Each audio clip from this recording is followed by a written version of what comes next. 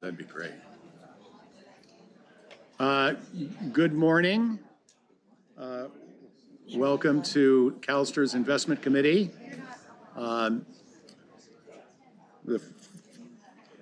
Would you please take roll? So Controller Cohen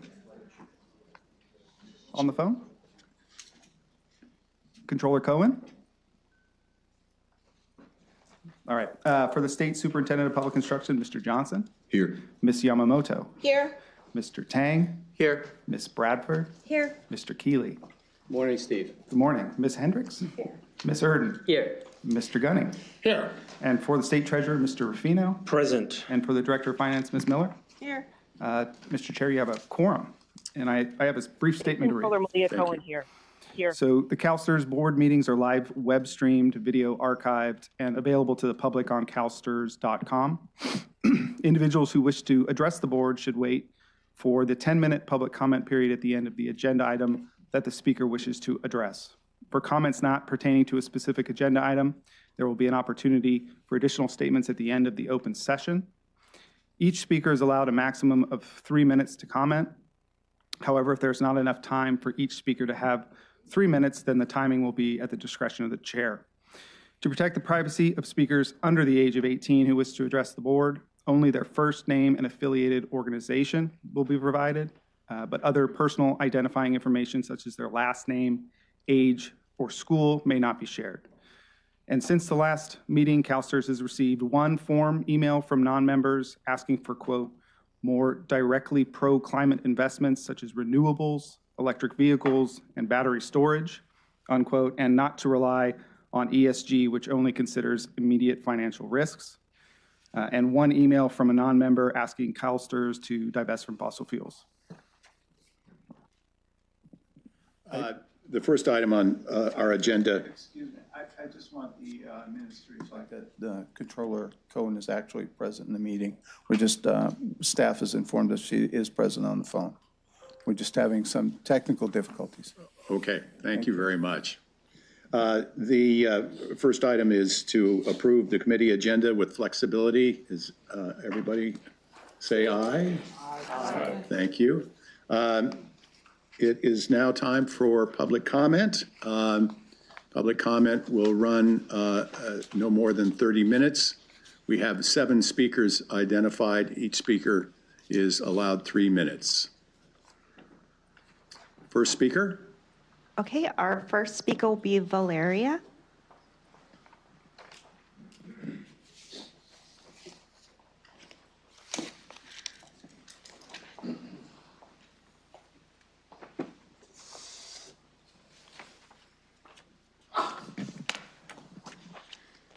Good morning, board members.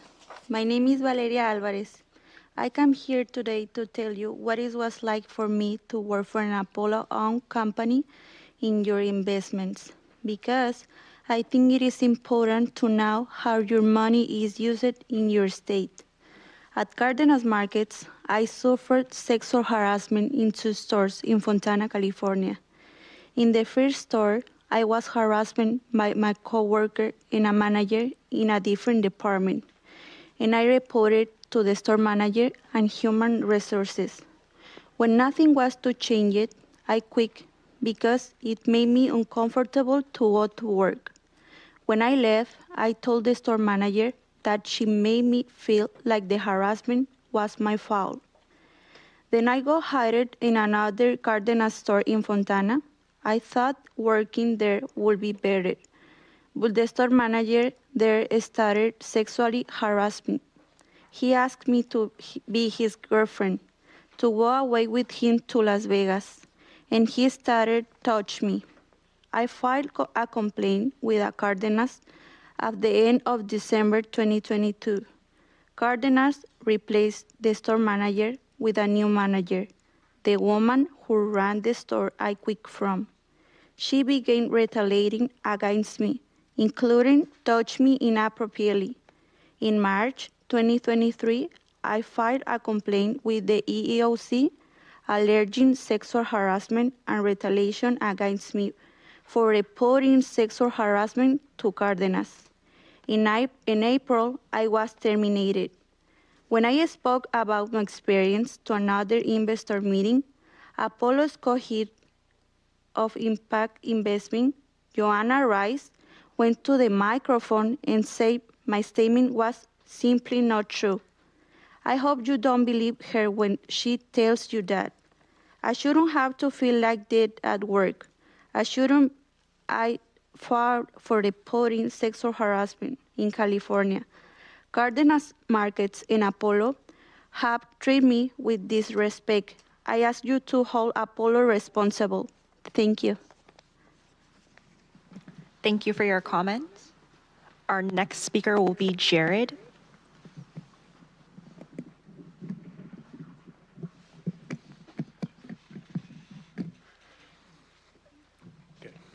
Good morning, Chair, members of the board. My name is Jared Gaby Beagle, and I work for the United Food and Commercial Workers International Union. I'm here to speak about Cardenas Markets, a California grocery chain owned by Apollo Fund 9, a fund to which you have committed $300 million. As an investor in Apollo Fund 9, we urge you to hold Apollo accountable for Cardenas' labor record, which we believe raises fiduciary concerns and a growing labor dispute. We commend CalSTRS' inclusion of workers' rights in your ESG risks and your inclusion of equal employment and the right to organize a union on the job in your statement of share owner ESG responsibility.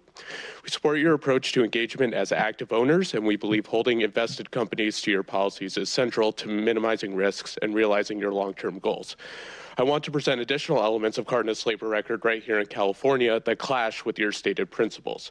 2 current class action lawsuits filed in Alameda County allege labor violations by Cardenas Markets that are similar to allegations settled by Cardenas in 2021. The parties have agreed to settle these current cases for $2.5 million, pending a hearing before the court on November 15th. The current proposed settlement involves pay and overtime violations and rest break violations, covering 10,000 employees for the period from January 2021 to April 2023. In 2021, without admitting wrongdoing, Cardenas settled a class action lawsuit alleging similar violations at a settlement cost of $6.5 million. The fact that there are new class action lawsuits alleging similar violations as the 2021 settlement suggests that management's alleged problematic labor practices appear ingrained. It also makes it hard to see how Apollo can mitigate the potential risk of liabilities to your investments stemming from Cardenas' approach to workers.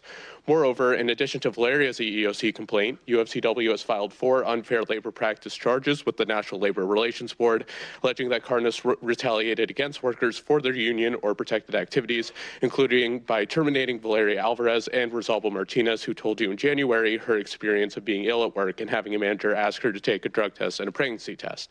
As Valeria explained, Apollo is responding to these labor issues by urging investors not to believe Cardenas workers. Joanna Reese, Apollo's head of impact investing, told another LP that Valeria and Rosalba's stories are, quote, simply not true, after relying on a Cardenas investigation. That is offensive. It is also not an effort to mitigate risk and liabilities to investors from Cardenas' bad labor practices or to take responsibility to live up to your investment beliefs. We believe you can't rely on Apollo to invest your money consistent with your investment principles, especially if their response is workers simply aren't telling the truth. We urge you not to make any future commitments to Apollo funds until Apollo holds itself and Cardenas accountable to your investment policies, to California's strong labor laws, and to workers' rights on the job.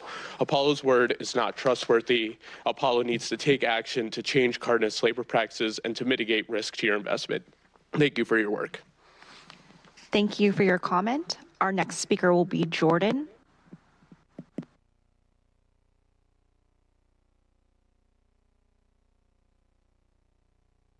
Jordan Fine, lead research analyst with Unite Here, Local 11.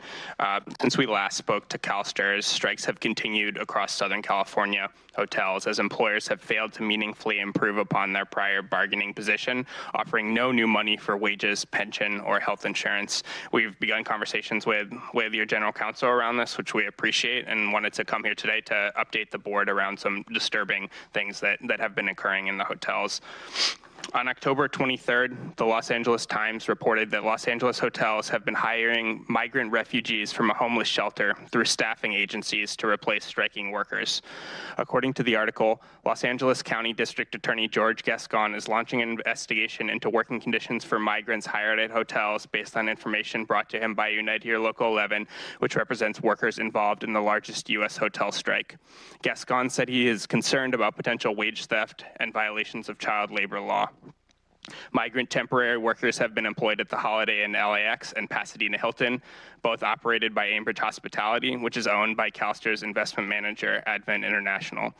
Again, according to the LA Times, and you should have a copy of this article, one migrant worker, a 17-year-old student at Belmont High School who requested anonymity, said he skipped 2 days of school to clean rooms at the Holiday Inn LAX.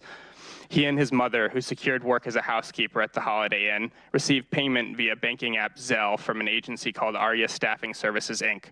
Ambridge did not respond to questions about whether staffing agencies it used had secured appropriate permits to employ minors. Another migrant worker from Venezuela reported working for 12.5 hours without being provided adequate breaks at the Pasadena Hilton. Further, on October 19th, a long-term housekeeper, Betty Alvarez, filed the first class action lawsuit under the LA Hotel Worker Protection Ordinance against the DoubleTree Hilton San Pedro, which is also operated by Ambridge.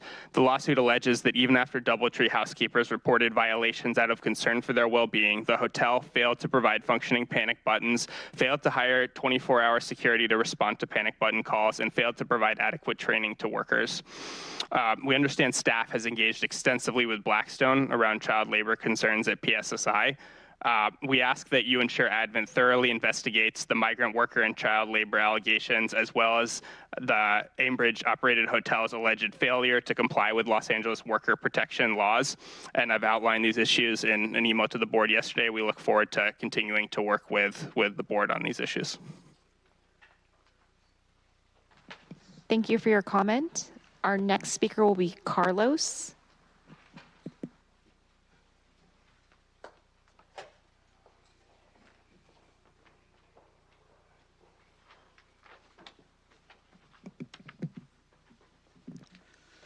Good morning. My name is Carlos Moreira, and I have worked at the Holiday Inn LAX as a cook for 15 years. I'm a proud member of Unite Here Local 11. I spoke to you 2 months ago. Unfortunately, I had to return today because my hotel, operated by Ambridge, has failed to settle a fair contract. For me, I went on a strike because my family is struggling. I was proud to buy a house, but just a couple of years ago, I had to move out of my house and into my garage. I could no longer afford my mortgage. I had to rent out the main house just to make ends meet. Thousands of us have said, ya basta, enough. We deserve better, and what is why we went on a strike and are willing to do whatever it takes to win the wages and benefit we deserve. Now the hotels are desperate because our strike is working at my hotel. They use homeless migrant workers staying at a shelter on a Skid Row. The hotels are taking advantage of the most vulnerable workers. Some of the migrants were among hundreds of migrants. Texas Governor Greg Abbott chip on buses to LA this year as a political stunt. These disgusting practices must end. CalSTRS, please investigate whether the hotel and their agency have violated wage and our child labor laws. Thank you. Thank you for your comment. Our next speaker will be Cecilia. Cecilia will be followed by her translator.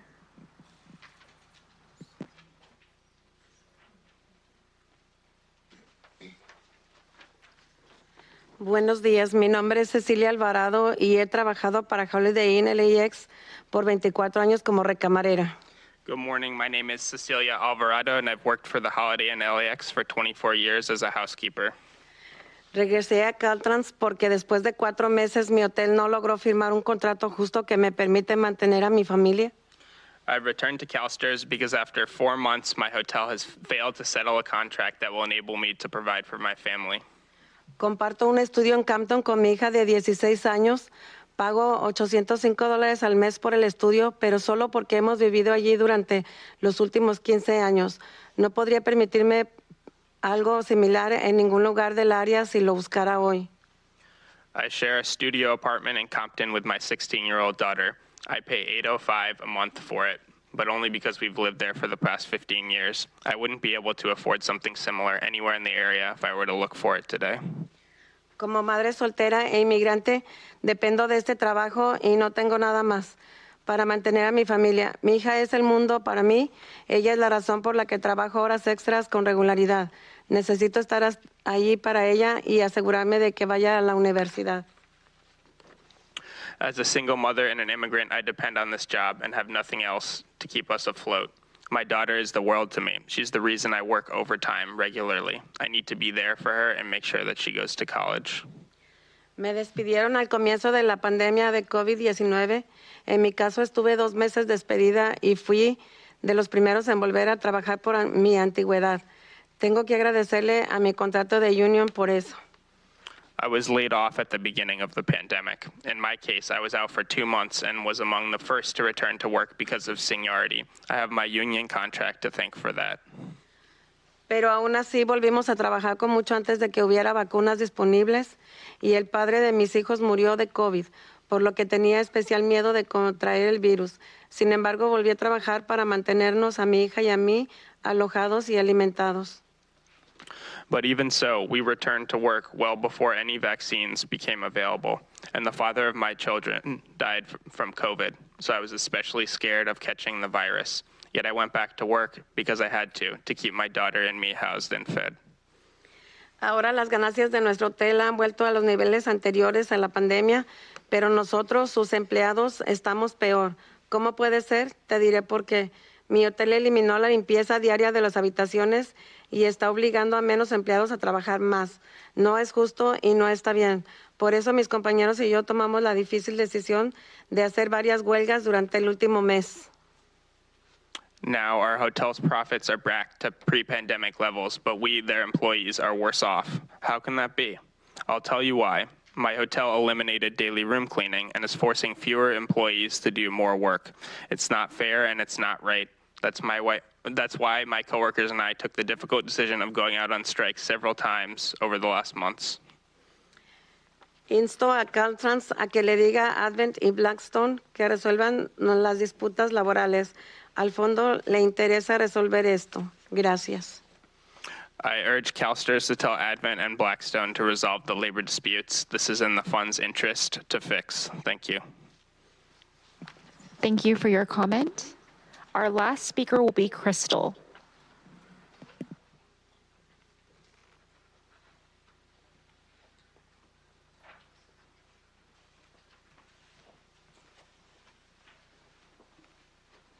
Hello, good morning. My name is Crystal Padilla. I'm a cook at the Sheraton Phoenix in downtown. I'm a proud member of Unite Here Local 11. For the past 10 years, I lived in Phoenix. Living close to work has been a fortunate but critical decision because I rely on public transportation. Before the pandemic, I lived in an affordable studio. I moved after my landlord raised my rent at the height of the pandemic. Since then, the cost of living has spiked, and a vast majority of landlords require income to be 3 times the rent. On my income alone, I'm unable to qualify to be the sole signer on the lease for the apartment that I've been renting the past 3 years, and it makes it extremely difficult to rent elsewhere. I'm forced to stay where I am. I spend more than half my paycheck on rent and utilities on an apartment building that is 107 years old, and it doesn't feel safe or healthy as it's not very well maintained and it comes with an expensive monthly electricity bill. Since I've been in this industry working at the Sheraton, a unionized hotel, I've been compensated better for my position, and yet I'm still unable to afford health care. Even when I worked at lower paid positions, I still made too much to qualify for access, which is AZ Medicaid. because I couldn't afford not to work full-time. I haven't seen a doctor in 10 years, with the exception of a couple ER visits, which I'm currently in debt and still paying for. I have physical and mental health issues that still need to be addressed. It's like I'm trapped in a loop. I make too much to afford basic necessities, but I make too little to afford basic necessities, but I make too much to qualify for assistance. Do any of you guys know what that feels like? I'm asking that you try to imagine. Right outside the hotel is where we hold regular picket lines. Last Wednesday, my hotel went on strike, and we will again, if that's what it takes to win a fair contract. We are all tired of being exploited and not making enough to do more than barely survive. My coworkers and I have helped Blackstone reach a worth of $1 trillion, and it's not right they're not settling the labor dispute at the Sheraton or other hotels in its portfolio. We also filed a federal unfair labor practice charge alleging the hotel unlawfully terminated my coworker and friend, Matt Pina, due to his union activity and conducted unlawful surveillance of picketers since July. Matt has been testifying at investor meetings and picketing with us, and now the hotel has fired him. Instead of retaliating against union supporters, Blackstone must resolve the labor dispute. Thank you. Thank you for your comment. That is the conclusion of public comment for item 2. Let me just say, as always, we appreciate these items being brought to our attention, and that, I can speak for all of us at this dais that we all believe that it is unjust to treat workers unfairly and without justice. And so I'm going to ask staff to once again follow up with those allegations that have been made today, some of which have been made for the first time, to determine the response of the sponsor. I think one is Advent and the other is Blackstone. We know Blackstone only has 3 or 4 hotels that are subject to this strike. And I'm not sure where that all stands, but I know that we recently met with Blackstone, Scott Chan and I, and brought these issues to the direct attention of the president of Blackstone, John Gray, and told him that we listen. We want him to know that these employees have to be treated with fairness and justice, and he agrees. Now, we will continue to follow up. Aimbridge is a new player in all of this, and it's been brought to our attention. And once again, I want to assure you that we will investigate and determine the facts. And thank you for coming, and we look forward to maybe helping solve this. Thank you. Next item on our agenda is item number 3, investment policy revisions.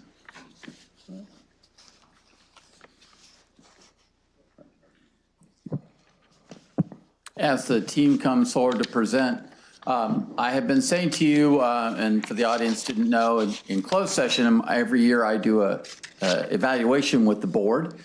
And one of the things the board evaluates on me is policy matters. And I have been sharing that when I look at all of our policies, the one that was in most need of update and revision and modernization was the divestment policy. Aisha reminded me that it was created back in 2009 and has not really been materially changed since then. 2009 seems like yesterday to me, but apparently that was a long time ago. So she has been working diligently with Brian Bartow and staff to really modernize this, and they are here to present a name change and describe it as the portfolio restrictions investment policy. So Aisha.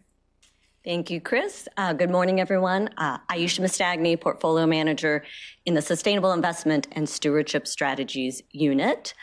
I've prepared a few slides to help introduce the new Portfolio Restrictions Investment Policy. So whenever we introduce a new policy, I do like to show this hierarchy because we do have a complex set of policies to manage a complex, large portfolio. And this policy is specifically an extension of the work that we're doing to modernize the investment policy statement and really have a comprehensive best-in-class set of policies. So when adopted, the portfolio restrictions policy will sit above the asset class investment policies as a total fund policy, and the divestment policy will sunset upon its adoption. As Chris stated, this is a very old policy. A lot has changed in terms of how we manage a portfolio in the last 14 years. A lot has changed in terms of engagement and stewardship. And this has really been a joint effort, as Chris alluded to, between investment staff and legal staff to develop this policy, and in coordination with fiduciary counsel. And I know this is all in your materials, but both Makita and fiduciary counsel concur with staff's recommendation to adopt this policy. So why are we doing this now? This is really driven by the general counsel's goal to further strengthen the board's fiduciary responsibility. And we've specifically added language regarding the board's obligation to diversify the fund and to discharge its duties in the sole interest of its beneficiaries. And while you always had those responsibilities, we wanted to be explicit in adding that language to the new policy. The other thing we did is we developed a process for evaluating any request that comes to the board. And we moved away from language that was somewhat vague and hard to implement. And then lastly, we moved away from a focus on engagement being the sole and defining action to engagement being part of the analysis and part of the process. I think I've talked to many of you before about we have a number of tools we can use within engagement, and it's no longer this binary effect of engagement succeeds or engagement fails. It's really about our ability to influence our portfolio companies and our ability to, it's a risk discovery tool as part of that process. So what stays the same? There's a lot in this policy that is very similar to the old divestment policy. It's grounded in the California Constitution, the Education Code, and the board's fiduciary responsibilities. But we were very intentional about using the words restrict, exit, or exclude. The old policy, once again, was somewhat binary. You divest or you don't divest. And so we wanted to make sure that the board had options in terms of how you manage a portfolio. There could be instances where you may not want to fully exit, but maybe you don't want to buy anymore, or maybe you want to reduce your exposure, and the new policy allows for that. So what's really changed? We've established a defined process that allows the board to determine whether further analysis or resources should be deployed. Once again, we've added language around the board's obligation to diversify the fund. And this is a really important piece because it allows the board to assess the cumulative effects of any past divestment decisions. And I think that's really important because the old policy, you looked at these requests in isolation. And we've added these tools to help you have a more comprehensive view. And then last but not least, around the engagement, it's now part of the analysis and not the only analysis. And we've updated the name. The old names, it presupposed the result of the process, and we just think that the portfolio restrictions better defines all the options that the board has available. And just lastly, I think it's important to note that this doesn't change any actions that the board took under the previous policy. The board still has a obligation to monitor those decisions, which is why you'll continue to receive the securities restrictions cost report, and the board always has had the ability to revisit any of those decisions. So I will stop there and take any questions. I don't know if anyone else had anything to add. Any questions? Well, seeing none, I just want to, first of all, thank staff. Harry, sorry. Yeah, thank you, Mr. Chairman. I was curious as to whether or not our consultants, Mika Malone and Steve McCourt, will comment for the record. I know there's a company memo in the materials, but I think it would be helpful for them to opine on the proposed recommendation at the meeting. Thank you. Go ahead, Steve. Great. Yeah, Steve McCourt, Makita Investment Group. And for the record, Makita provided a memorandum in support of the change in the policy.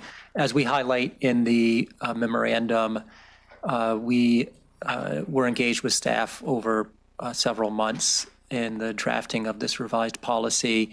From our perspective, the comments that Aisha expressed here and the written item in your packet reflects sort of the end result of a lot of thought about how best to modernize this policy, and we concur with staff's conclusions and their recommendation. Thank you, Steve. I just want to say thank you for providing some options for us, not going from 0 to 100 and just leaving funds. It's hard to make those decisions.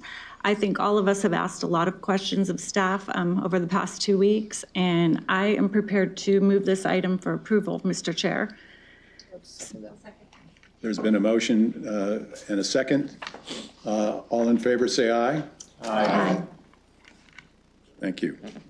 Thank you. And I was about to say, I want to thank staff and outside counsel, inside counsel, and consultants for drafting something in a collaborative way that I think is really great policy. Thank you to all. Thank you. I want to make sure that we get the controllers vote on the record. Can you hear me, Controller, Madam Controller? Yes, I can. Aye. Okay, sorry. Thank you. No problem. Madam Controller, just speak up if you have anything to say, because it's I don't know where I have the ability to see your hand raised, and so but just speak up if you would, please, and I'll call on you. Okay? Yes, sir. I'll do that. Thank you. You bet. Thank you. So the next item on the agenda should be item number 4. Annual Investment Cost and Savings Report, April and Shafat. And Michael, welcome. Always good to see you, especially when you talk about saving money.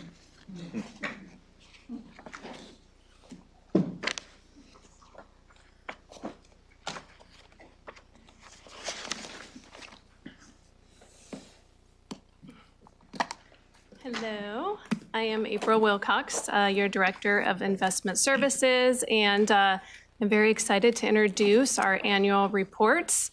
We have our cost report and our collaborative model savings report. We're going to present both of these reports together, and they are both for calendar year 2022. And we've been doing the cost report for over a decade, and this is our 3rd year of the collaborative model savings report. But we have data for 6 years in the report, and we'll present that to you. So before we dive into the details, I wanted to really set the stage and take you back in time to 2022. First off, we were continuing our path towards our strategic asset allocation to increase our private asset classes. So during that year, we increased both real estate and inflation sensitive. And then second, which was unusual, is our markets during that time. So we had historical high interest rates, as we all painfully remember.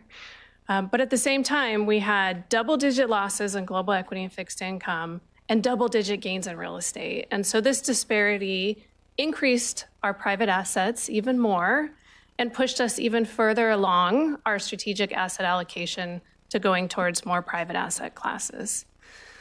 So as you may be aware, private asset classes are more expensive, and so this led to an overall increase in costs for 2022. But I wanted to remind everyone that even though private assets are more expensive, they also have higher returns that more than offset the costs in the long run. And they also are critical to our funding plan and to the diversification of our portfolio. So I will leave you with that, and then I will pass it off to Mike, and we will dive into the numbers. Thank you, April. Mike Dunnigan, Investment Performance and Compliance. And looks like we're missing a slide, but all right, I'm going to start with this slide. Slides are a little bit out of order, so I'll go back and forth. But so I want to start off with a visual of public versus private, where we look at the total net asset value, which is that circle on the outside, and then our overall costs, which is the circle on the inside. And this is really to give you the theme of all of the charts and tables that you saw throughout their report. So if we talk about private assets, they actually went up 10% in 2022. If you look at our public assets, they went down 10%. And this is due to what April mentioned, market movement, but also changes in our strategic asset allocation. We have purposely been moving from public towards private over the last few years, and that's an intentional decision. Now, when we look in the middle, you see that private costs are 92% of our overall costs, while public is only 7%. Now, this is consistent with prior years, so there wasn't a big change, but it's also expected. So we know that private markets, I think April just mentioned this, private markets have more expense, but they have other value that we use, which is diversifying risk and have a longer term, a higher long-term expected return. So when we talk about overall investment costs as a whole, 2022, since we've started tracking investment costs, this is the first time that our net asset values actually declined in all of that time, so the last 8 years. But it wasn't consistent. So public markets went down, but private markets actually went up. And this has an effect on our cost ratios. So when we have more private assets than in previous years, our costs are going to go up. And as you see that trend line at the top, the gray trend line, you can see over the last 3 years, we've increased our costs, and this corresponds to kind of a ramp up on the private side. When we look at portfolio costs and carried interest separately, which is the blue bar is portfolio costs and carried interest is the orange bar, we see that they both increased over the last year. Carried interest we look at separately because that's really only paid out if we make money. So if we sell off something and realize a gain, that's the amount that we have to share with the investment manager. Now, portfolio costs are more tied to management fees and operating expenses, so I'll go into the drivers of their increase on this slide. Now, portfolio costs, which was that blue bar that we showed before, they went up around 9% in 2022, and really, this is tied to 3 factors or 3 levers that can kind of make this move. We're talking about asset growth, strategic asset allocation, and then the collaborative model. So for asset growth, we're really talking about any change in net asset value is going to have an impact on our management fees. So our public markets actually went down, so that gives us a little bit of savings in management fees, but private markets went up, and private markets are also more expensive than the public markets, so the net impact of all of that actually drove our costs up around 5%, 5.6%.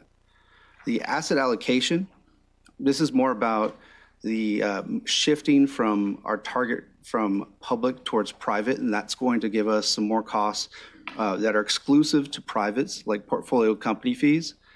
So in 2022, at the beginning, we took 2% out of public equity and we gave it to private equity.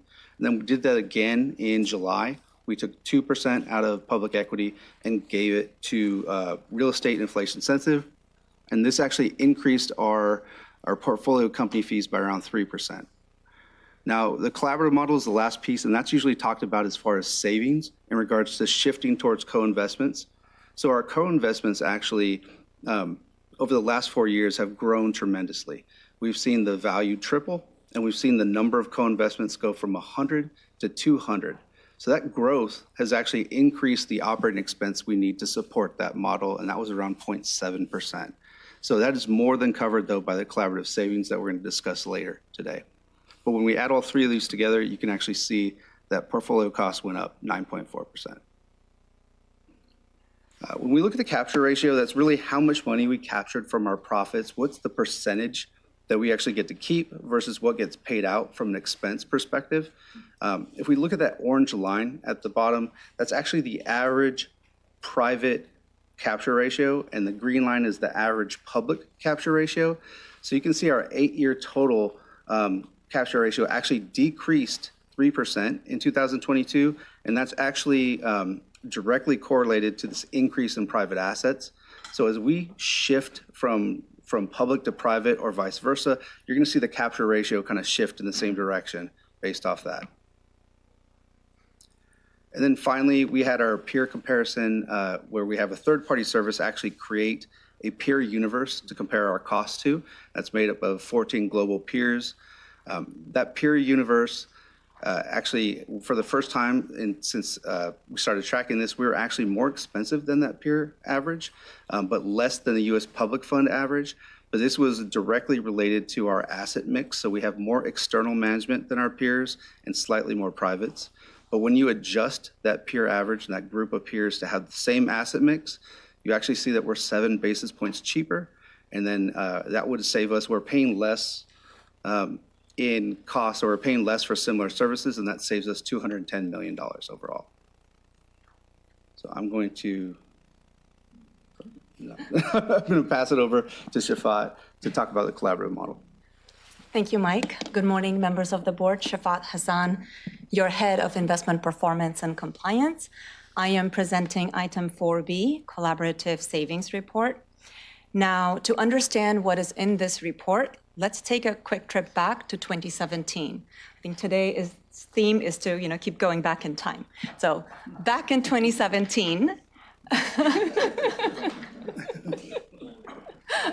yes, we'll get there as well.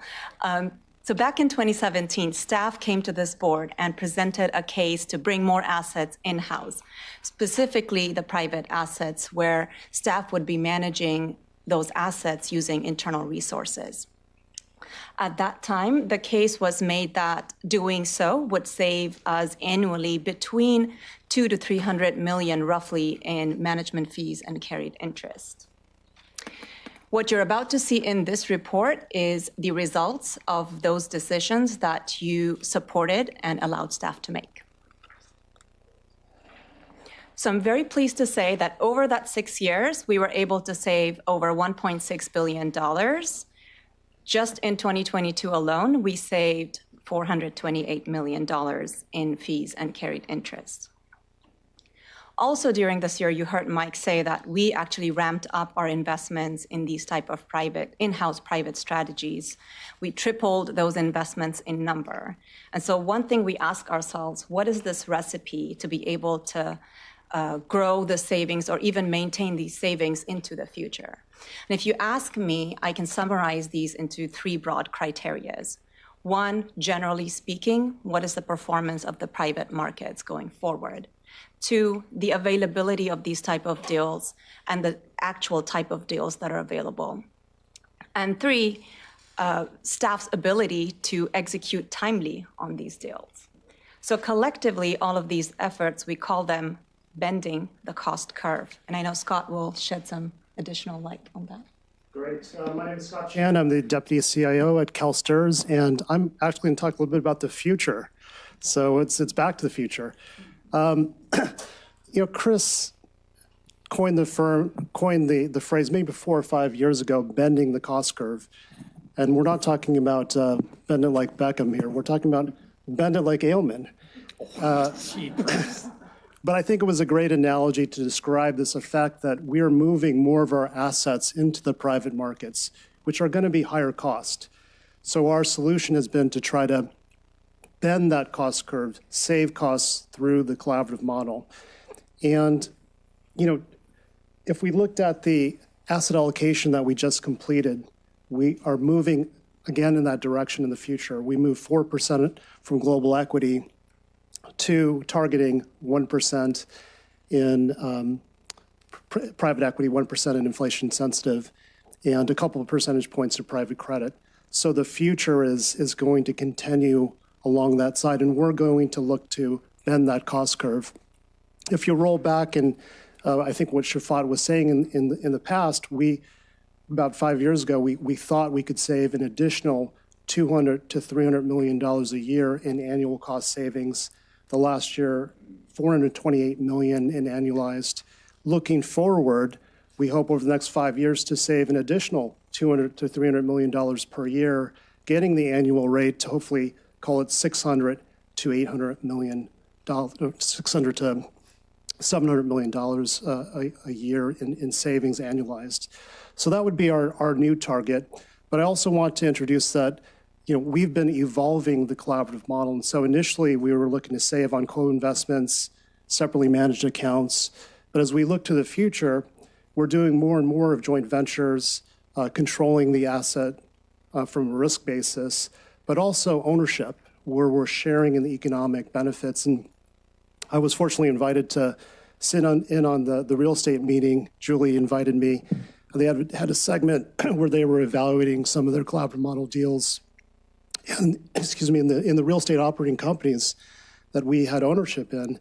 It was adding somewhere in the neighborhood of 3 to 7% in the investment rates of returns over time, so a significant amount. That's not captured in these cost reports, but as we evolve, we're going to try to find ways to measure and monitor that as well for you in the future.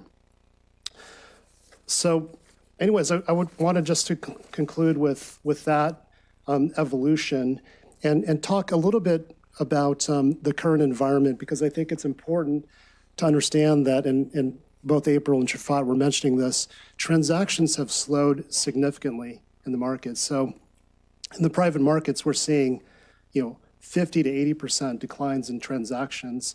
And so if the market sort of stays in this mode, we're going to be doing less and probably them being able to save less over time. So I think that the line can be volatile from year to year, but keep your eye on the bigger picture, that bending of the cost curve, because if we look beyond this current environment, maybe 2 years from now, 3 years from now, 4 years from now, 5 years now, transactions will come back, and every dollar we look to save costs. We aim to be a low-cost fund. So with that, I'd like to open up to questions. Madam Controller, I'm going to seek a question from you if you have one. Thank you very much. No, I have no questions. I met with the team earlier yesterday and got my questions answered. Great. Thank you very much. Sharon. This is a great report. I like Shafat, the theatrical, when you clicked on that slide and seeing that $1.64 billion savings over 6 years, that's impressive to the team. So I just want to acknowledge that.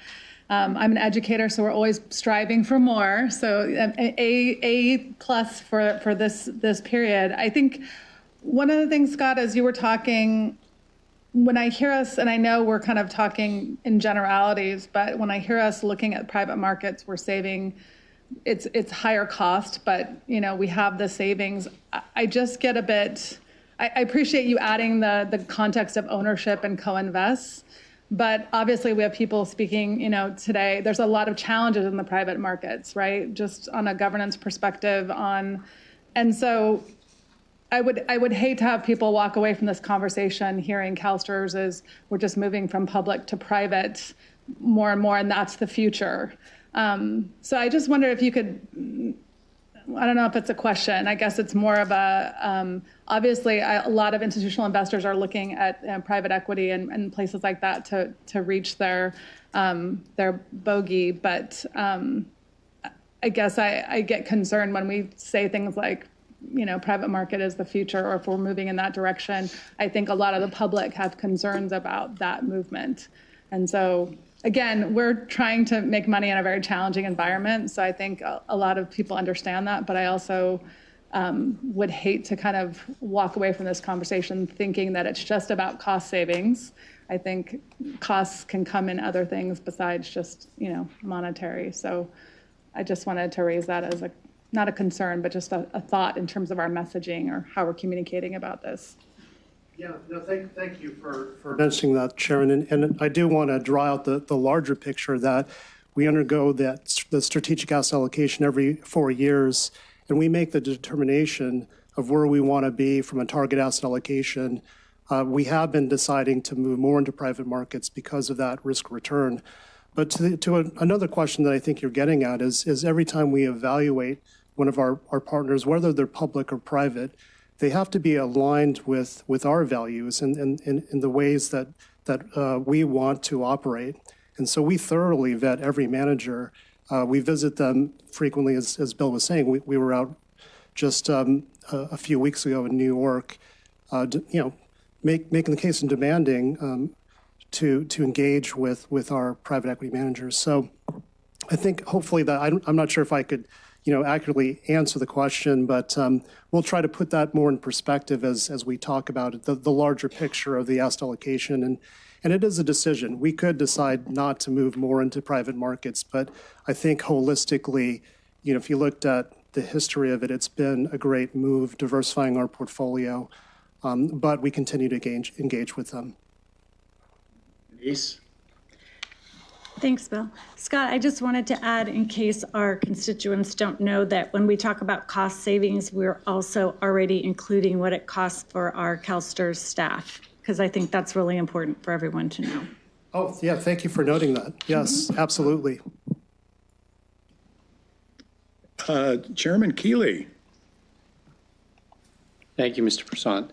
One comment and thought on the cost savings of $1.6 billion since inception. Those are dollars that I view that go towards the unfunded liability and our ability to get to fully funded. So I see, both sides of that balance sheet. These are dollars that the fund needs, and we commend you on the excellent execution. Scott addressed it somewhat, but Scott, can you speak a little bit, or anybody, to the importance of the quality of the managers? It was reassuring to hear you talk about aligning our values and ensuring our values are communicated to our potential partners and our current partners. But can you speak to the importance of manager selection, specifically in private equity and real estate, and the dispersion of performance and how important that is to the success of this program? Well, I think you really hit the nail on the head, Harry. The selection is incredibly important. And we've always had this mantra of trying to be a partner of choice, aspiring to that. And we have a great foundation, because if I looked at the private markets, the expertise we have in private equity, the expertise we have in real estate, inflation sensitive, I think we're known, without bragging in the market, I think we're known as very knowledgeable, very experienced operators with relationships that span years and encapsulate the full scope of all the relationships available in the marketplace. And so with that being said, it's not just a who do we select, but it's also on the other side, who do they select? Because we endeavor to do more with every partner and leverage our partnerships for greater value, as we were saying, moving into co-investments, SMAs, joint ventures, et cetera. To do that, you really need to engender the trust of your partners in order to get to those levels where they're comfortable in sharing the economics, or they're comfortable that, frankly, you're going to answer same day on a co-investment deal, yes or no. And I get reflected back to me all the time that we're one of very few organizations that are able to execute at that level, particularly in the U.S., but even globally. So I think that's really gets to the heart of it, Harry. I appreciate that, Scott, because there's a skepticism that I have.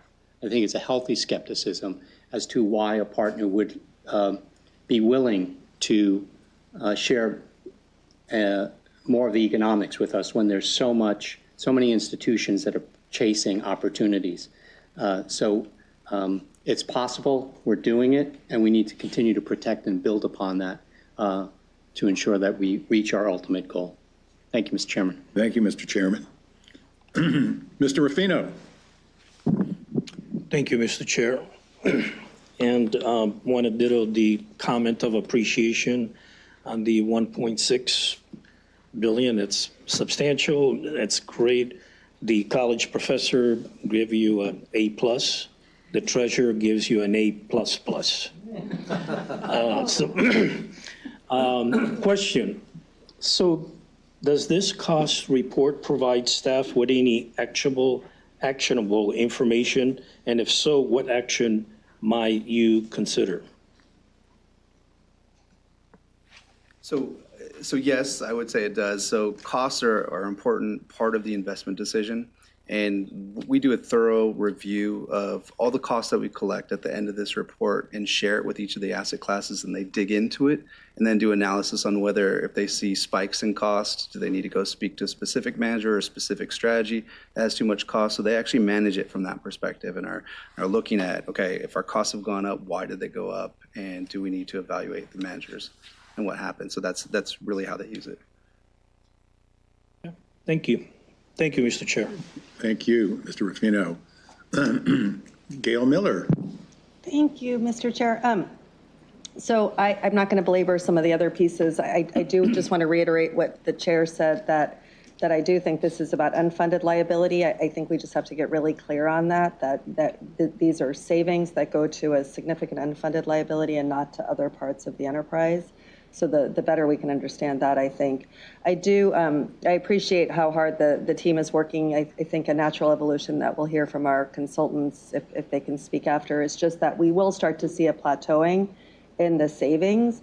But I think what was really helpful on the conversations that we had are all the other ways that you're looking at incorporating new savings and the different places that we can look. I think that we'll continue to learn more about that. But I'd love just to talk a little bit about the relatively minor but important savings potentially in maybe in global equities that we've spoken about, and the other places that you've talked about savings. And then finally, I just can't underscore enough that being a partner of choice with everything that Ms. Hendricks spoke about in terms of making sure that it's consistent with our values, but being a partner of choice and actually partnering, I think it's helpful for folks to really understand how those partnerships drive savings and how they're reflected in the cost report. So those three items really quickly: other places for savings, partner of choice, and then just the emphasis on I think the ways in which it goes to the unfunded liability, and then anything, Mr. Chair, with your permission, that our consultants see in terms of future savings.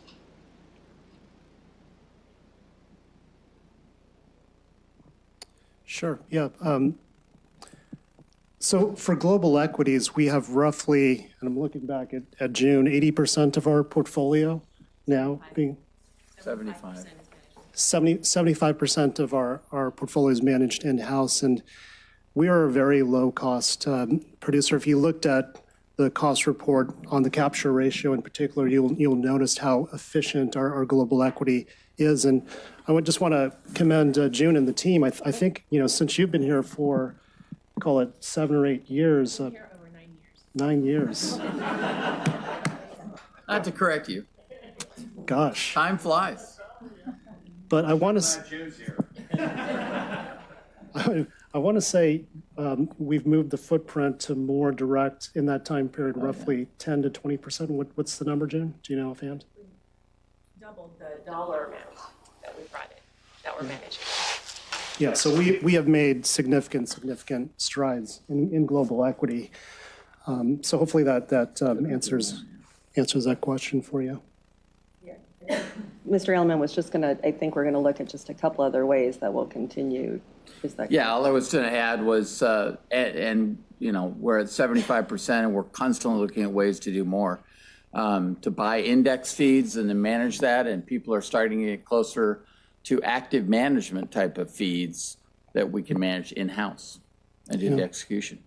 There still is some running room in private equity, I believe, because we went from 1 or 2% up to, call it 20% or so of the NAV. And we have aspirations to move to 35%.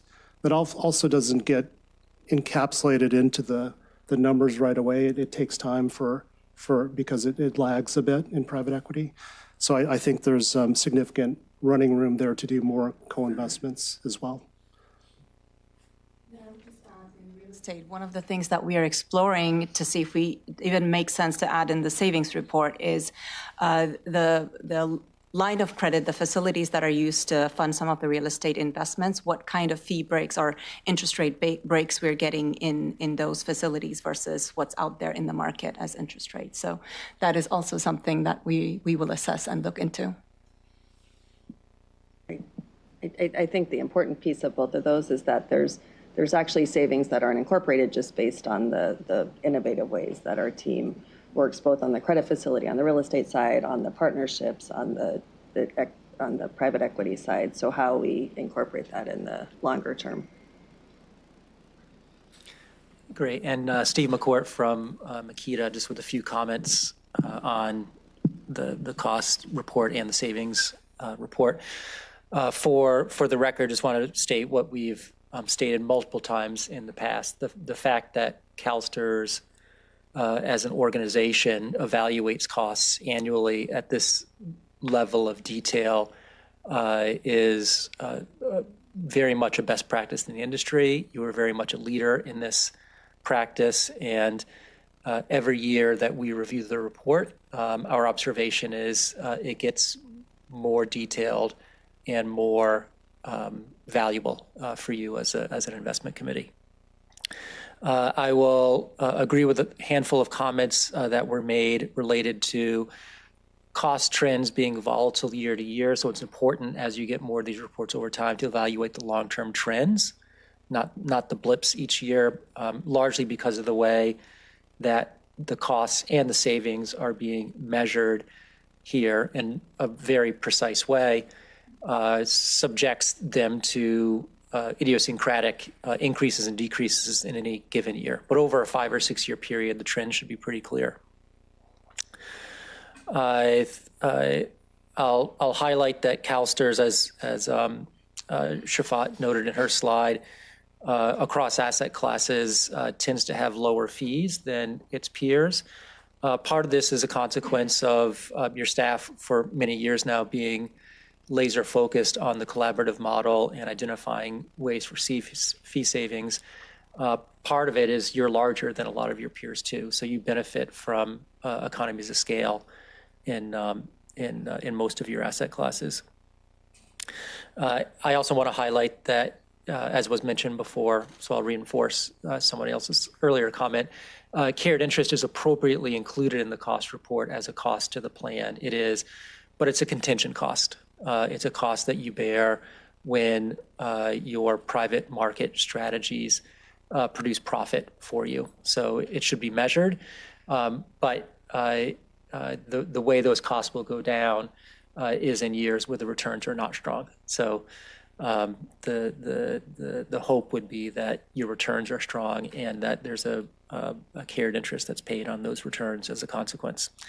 I want to make a comment on the $1.6 billion because I want to make sure that it's not underestimated the value of that. The value to the plan and the unfunded liability is not just the $1.6 billion you saved. It's the $1.6 billion that is now left in the plan to compound over time. It's much, much more than $1.6 billion, and that's the value of fee savings in a portfolio. Final thing I want to highlight is the concept of diminishing returns in the collaborative model. In plain English, the low-hanging fruit of the collaborative model has been picked. So, and it was great that it was picked, and you will continue to benefit from the fee savings from that low-hanging fruit. The ability to, from this point forward, extract additional savings from the collaborative model will get harder and harder. And so I just want to highlight that that's a natural and expected part of the cost savings curve. Number two, every activity your staff does to elevate the collaborative model to save fees should be strongly considered, but it should be considered in the context as well about the impact on risk and net of fee returns for the portfolio. So saving costs are very important, but they're not the only important thing that your staff does. The other important thing they do is identify strategies and policies that are intended to produce the highest risk-adjusted net of fee return. So I just want to highlight that as well. That concludes my comments. Thank you very much. That was helpful. Ken,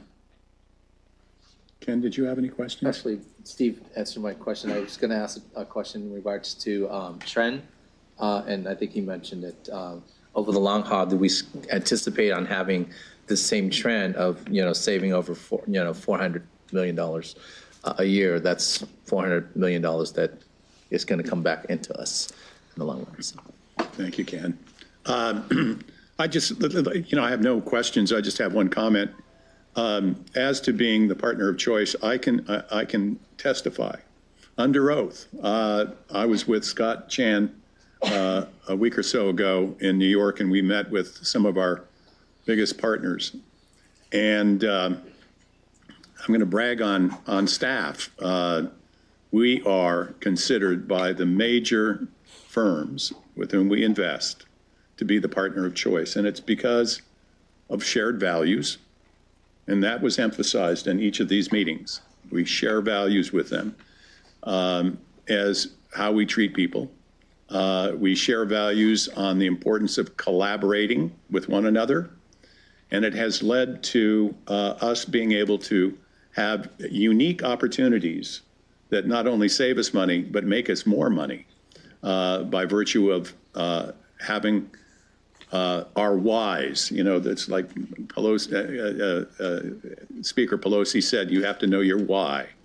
And our why seems to be coincident with the whys of many of our partners. And I got to hand it to staff, because you have been able to develop those relationships over time. And I hope that we can sustain those relationships, because they've meant a lot to this fund. So anyway, that's me giving you a bravo. Thank you. Okay. Next on the agenda is liquidity oversight management. And this has Scott and Geraldine and Mike DeRay and Josh and April. April, you get to.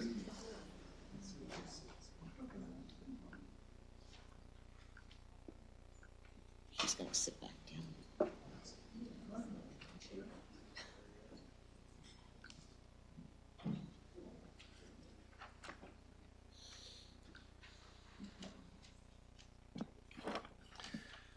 Good morning. All right, good morning again. So during the asset liability study, Bill, Gail, Karen, and Jennifer all requested more insight into our liquidity and leverage management. And this is the second educational item that we're bringing.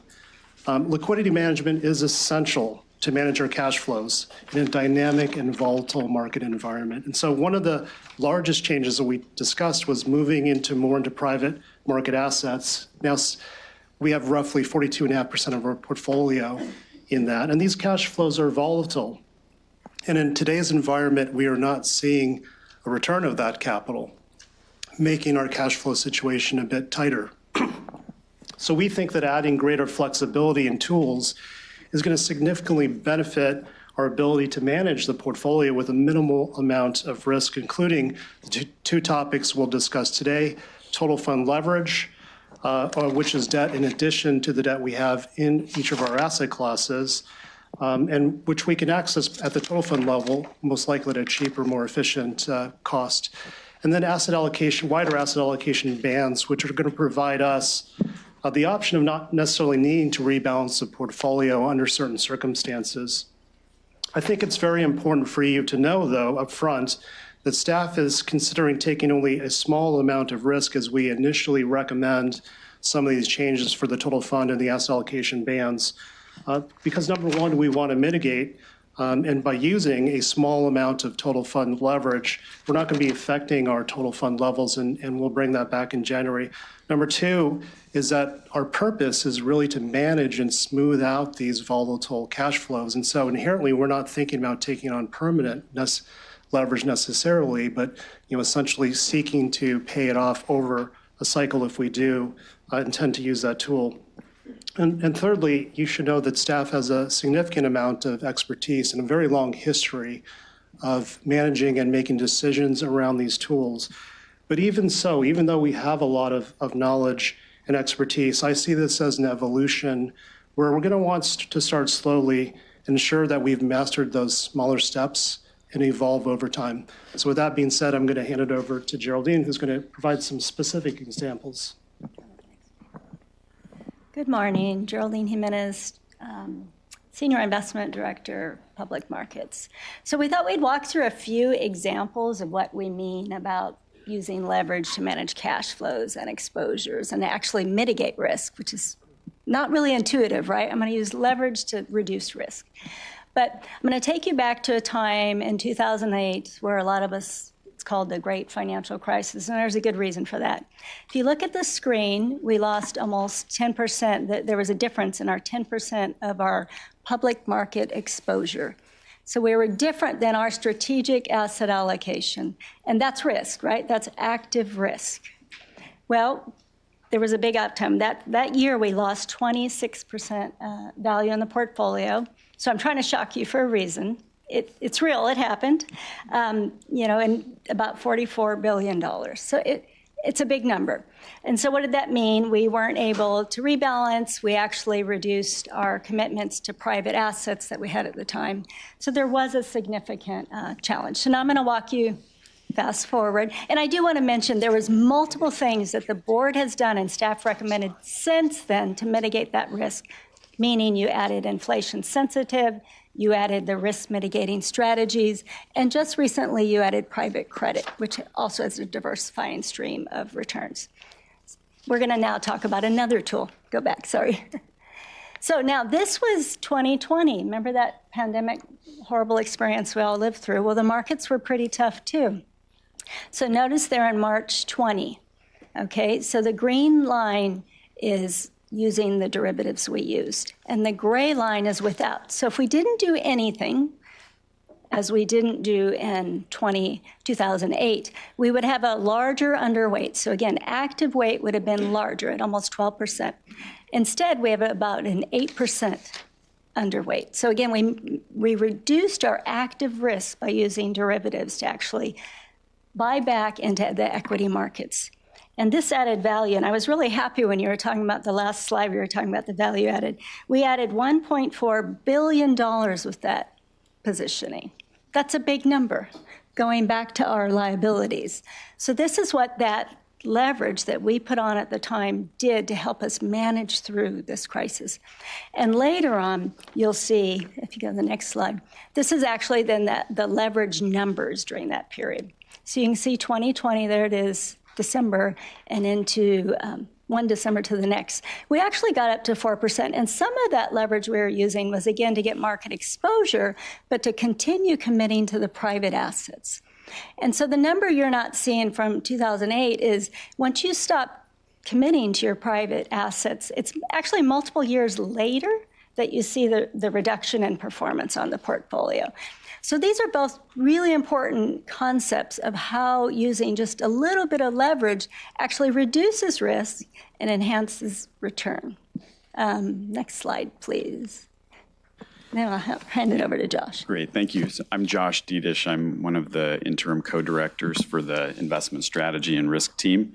And so I think what Geraldine just showed really kind of sets up one of the big goals that we have for this item, and Scott said it at the beginning too, which is we really wanted to provide some background in anticipation of coming back in January with two updates to the investment policy statement. And so one of them is actually adding leverage and formalizing some of what Geraldine talked about and providing flexibility. And I think that really is the big theme of the policy updates that we're talking about coming back with, really is to add that flexibility. And what we're really wanting to highlight for you on the leverage side is what that might look like for us. And Geraldine at the end will talk a little bit about what our peers do, different uses of leverage. But for us, this is really one tool in the toolkit to smooth cash flows and smooth the asset allocation across these different types of cycles. And we've, in the last 25 years, experienced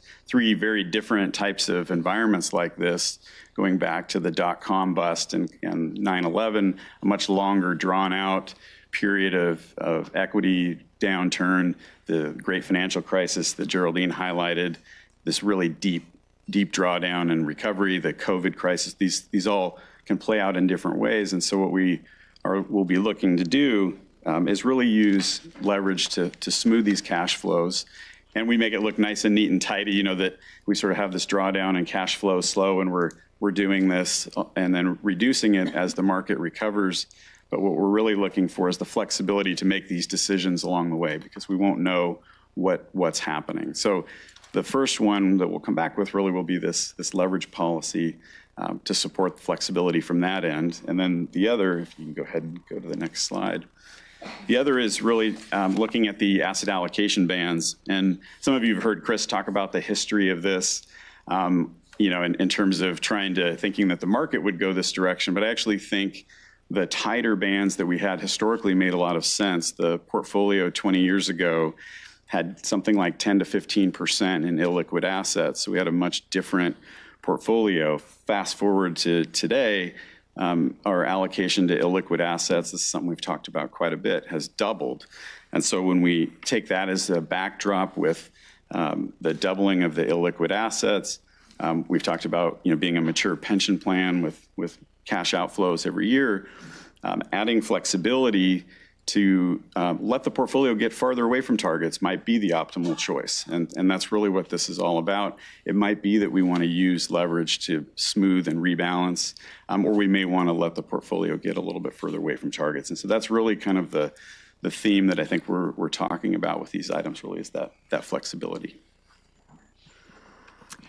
So just a little bit about what our peers are doing. So our compliance team went out and did a survey of our peers. As you can see from this list, it's not uncommon to use between 4 and obviously the 40 is a big number and nothing we're talking about here. But it is not uncommon. Some have it in their IPS, with investment policy statement, which is what we're talking about adding in. And some have it actually integrated into their strategic asset allocation. That is not what we're talking about doing here. We are talking about short-term leverage to manage through and smooth cash flows and reduce risk. So very different. So a little information here. And then Scott? Great. So in January, we will bring back a first reading of these 2 recommendations for the total fund leverage and wider allocation bands. And with that, we're going to bring a deep dive in terms of the major risk areas. One is the risk to the funding ratio, and the second is the execution risks. And we'll tell you why we think those will be small and mitigated. But I'd like to leave you with one thought. As I said in the beginning, we're not considering taking on significant risks. You'll see that in the recommendation. We tend to start slowly and evolve over time. However, greater flexibility really in the tools to significantly benefit us. You know, Geraldine mentioned a couple examples juxtaposing 2008 to 2020, which we thought were great to kind of highlight the benefit of giving us more flexibility. But when the markets are volatile and the cash flows are volatile, greater flexibility to equip your staff who has the expertise and is following the markets daily and even on an hourly basis to make the right judgments of, should we use our cash? Should we sell assets? Should we stay put and let the market rebalance us? Should we utilize leverage? We have a long history and expertise in making these judgments, and we think now is the right time to start to expand that toolkit. So with that being said, I'd love to open up for questions. I just have one comment, and it will, I think, sort of dictate, hopefully, what we see in January with regard to leverage. I want to make sure that we have the investment committee's obligation to monitor compliance with the investment policies defined with some particularity with regard to leverage. And I'd like, the Makita people to also, review that for us as well, because we want to make sure that, It's not that I question any kind of decision, but it is our duty, this committee's duty, to monitor this, and I think that it would be helpful to have that set forth with some particularity. Absolutely. We'll have April's team work with Makita, and in fact, maybe we could even bring an example of how that monitoring might appear. Great. Thank you very much. Chairman Kiley. Thank you, Mr. Chair, and thank you for your comments. I concur wholeheartedly that on its surface, I think the presentation is terrific. On its surface, I'm supportive of what the staff is asking to do for the reasons that you've articulated quite clearly, with the caveat and the asterisk that the appropriate oversight that we have is in place. I think the additional flexibility around the ranges is prudent, it's wise, so long as the leadership of this committee is appropriately kept apprised as to the decisions that staff is making at those times and for the reasons why. So I'm happy to see these recommendations come forward, and I'll be prepared to support them in January with the request that Mr. Prasad has asked for. Thank you, Chairman. Jennifer Erden. Thank you, Mr. Chair. I think Mr. Chair Kiley just said pretty much what I was going to say, but I do support all of this. I think with regard to the liquidity, what I take away from this is just optimizing our cash flows to preserve and enhance the long-term value of the plan. And so with that, in my experience at least, there typically is some amount of prudent leverage, and also it generally is paid back within a reasonable period of time with the kind of monitoring and oversight that's been referenced. So if it's possible to work that into the ultimate recommendation and you feel that you can estimate, what that might be, I think that would be helpful. Perhaps with the ability to come back for approval to expand that if needed. And then secondly, with regard to the ranges, I think we're going to need a widening given the sticky assets that we have and in volatile times. So fully support that. And I would just ask, whether a straight across the board 2%, addition is what makes sense, or if some refining of that in the final recommendation makes sense. Okay, great. And maybe we can chat offline as to get your thoughts on what that refinement might be or what you're thinking about. But we'll certainly address that, the other questions you had. Yeah, and thank you so much. These are great improvements in my view. Thank you, Jennifer. Gail Miller. Thank you. I actually would just like to plus one what Ms. Erden just said. And then also, I think to the extent that anyone else on the board wants further education on this between now and January, I know that the staff stands willing to do an additional education session. So, Mr. Chair, I would just put that out there because I think this can be an opportunity for all of us to learn. So, yeah, I think for the public's sake, it's important to point out that oftentimes you'll say, well, don't they have more questions? To make these meetings run efficiently and effectively, what we try to do is have each individual board member individually reach out to, if they have any questions regarding the content of a presentation, to staff. And staff is always willing to, take the time to answer those questions. So especially with regard to this issue, I know staff is ready, willing, and more than competent to answer all of our questions. So I agree with Gail, please do reach out. Yep. Now, if there are no further questions, I have an admission to make. I failed to, on items, item number 3, 4, and now 5, ask for public comment. And so, mea culpa. If there's any public comment, it is now time on any of those items. Seeing none, the item is over. Thanks. Thank you very much. Great presentation. So we've reached that moment in time, which is our lunch break, and it could be brunch break, I guess, at 11:30. So what, Cassandra, do you have anything to? Lunch isn't here. It'll be here in 15 minutes. So if you want to add Chris's item beforehand, there's time and it might get you a little bit Yeah, closer why don't to we you. add, Chris, you want to? You want to do that? Yep, I'm all good with that. But that's. Lunch is in here, I can talk. You want- Yeah. Let me get this. You know, I just want to share, I've been trying to learn to read a book in Braille, and I was reading a horror story, and I realized there's probably some really bad things coming up. I can just feel it.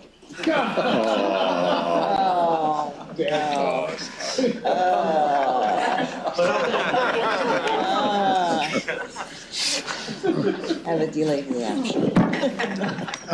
Can we have the chief comedian's report? Come on, that was cute. I thought that was cute. And appropriate. So the fund, this is an update as of where we were in September. Obviously, yesterday was month end, and we're closed at $305 billion. So for the teachers in the back that want to put that in their board reports, $305 billion. We are down on the fiscal year to date, probably between 3 to 4%. So right now, we had a good month in January, but now the market has given back a lot. And as you look through these charts, I'll hit some of those high points because it's really been an interesting period. As you can see by the dots, we're underweight global equity. That's intentional because we have the house view is to be defensive in here. We are worried about a recession and more on that as well. As been discussed, we're at the top of the range in private equity. That's just because those values haven't changed. Same thing in real estate. The values have stayed steady even though the public markets have come back down. We are feathering, as I like to say, into fixed income to be increasing that exposure. So we've moved off the bottom of the range and you'll see us climbing up in that steadily as fixed income moves back and forth. Speaking of fixed income, the microphone doesn't change the slides, huh? Just realized that. Bond yields are rising. Today, just about half an hour ago, the Fed came out and for the second meeting decided to stay steady, to pause, as they like to say. And if you notice what's happened is the short end of the curve has stayed about where it is. Today, bonds are rallying, but the one-year Treasury is at about 545. The 2-year, this is last night's close, was at 506. And the 30-year was at 506. So the curve has flattened between those charts, but the belly of the curve, as we like to say, is the opposite of me. Instead of going higher and protruding out, it is actually concave. The 10-year was only 4.96 as of yesterday. So there's a slope in the curve in the middle. And we'll really have to watch. The street was expecting the Fed to stay steady yesterday, and as they are, I'm sure Powell's having his news conference right now. People will tear into every word. It is interesting that you're starting to see little signs of weakness in the consumer in different parts of the income statement. And there you go, pressing the wrong button again. So as I mentioned, equity markets have been declining here in the summertime. We hit that high in July. You can see in the U.S. equity market that we're actually back to about where we were in May, not that long ago.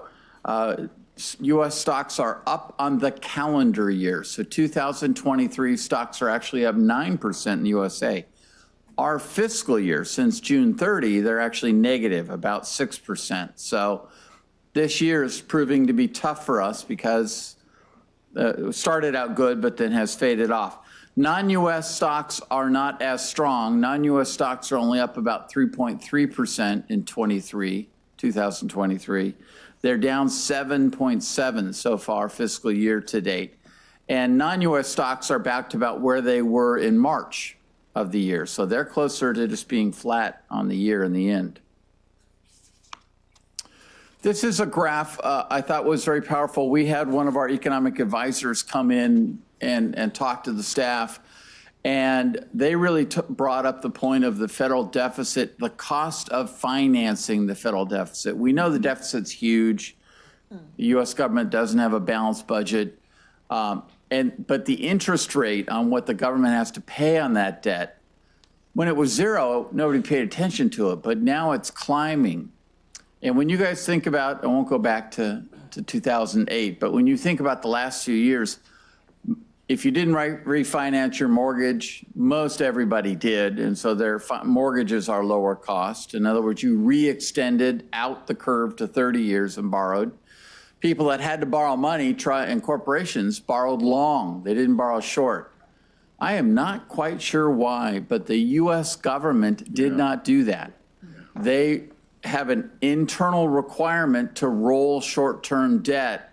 And so when you look at the federal deficit, instead of financing it more longer term, I guess this way for you, when interest rates are zero, they kept the maturity short term. So they have a tremendous amount of debt that comes due in the next 3 years that they have to refinance at dramatically higher rates. Because remember, the short end of the curve is higher than the long end of the curve.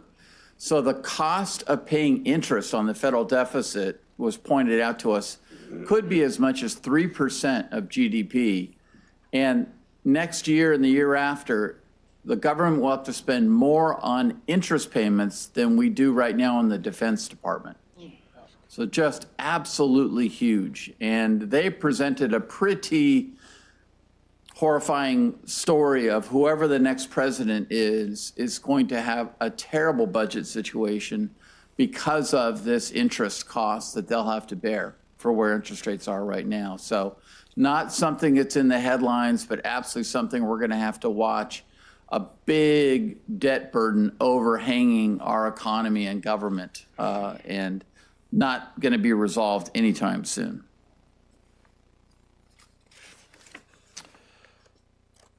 Sorry. So we have been saying for, about 16 months that we think a recession's coming, and yet it's not. And so on the teeter-totter, it's still pretty balanced. Interestingly, in July, the Wall Street Journal Economist Survey, 52% of the economists thought that a recession was coming. The big headline was, oh, now in October, it's less than half, 48%. I don't know about you, but 58, 42, pretty much still 50-50 chance. So the yield curve's up actually 525 basis points. Inflation is staying closer to 3, but it's not going to 2. On the other side, we've seen solid earnings, but we're hearing more and more about the cost of Thanksgiving is up 10% from it was a year ago. The cost of Halloween candy was up from where it was a year ago. Consumers are being constantly reminded. So we'll see. Right now, I think part of the market decline, the stock market tends to look 6 months ahead. And I think it's looking ahead, and that decline is anticipating a recession in early 2004. Thank you. Put this over here. When I look at the, climb up the crow's nest and look out, we're starting to see weaknesses in the lowest end dollar store, Walmart kind of purchases. While airplanes are still packed, the really low cost carriers, the Frontiers, the Spirits, are now starting to see empty seats. When you look at the TSA through numbers, people are passing through TSA like crazy. So air traffic and passengers are still cramming airports. But we're starting to see some weakness in that lower end of the market. So we'll have to see if the base consumer is finally running out of their savings. And the stat I got that just amazed me was in the pandemic, we always talked about U.S. savings being terrible. U.S. savings jumped to 46% of their paycheck during the pandemic. People didn't go anywhere and they just saved, which makes sense. So that has been more money than the Fed and anybody expected for a lot longer than we thought. But we think maybe that's running out. So I want to recognize it is not a small thing. I don't know why my bullet points are all unlined up there. But 2 major wars. We were horrified when Russia invaded Ukraine, and that is still going on today. But the horrific attacks by Hamas on Israel, while the markets have not reacted dramatically, we see it in the headlines every day. And the real concern is escalation. You heard it, you know it, that it's about Hezbollah and Iran, and will this go north? And then it affects oil production. So, while wars are never good, from a market standpoint, it's more monitoring it. Geopolitical risk is a bigger concern to us, and we're absolutely paying attention to that. Our heart breaks when we watch the news constantly. And what we have to do at this point is just be defensive and watch these and hope that if it could be resolved sooner for humanity's sake in some way, but also that there's not an escalation. So big tragedies, and it just we're in a volatile world. That's not new news for everybody, I know. I haven't added anything to the inevitable surprises other than the Israeli-Hamas war and now the ground war. The thing I guess I would add that I don't have up there as much are civil unrest. We can emphasize terrorism because that's what we hear all the time. If the ground war goes on and on and on, we can expect that there will be more terrorist acts around the world. We're certainly seeing protests. But you can feel just the fabric of society really being pulled and torn.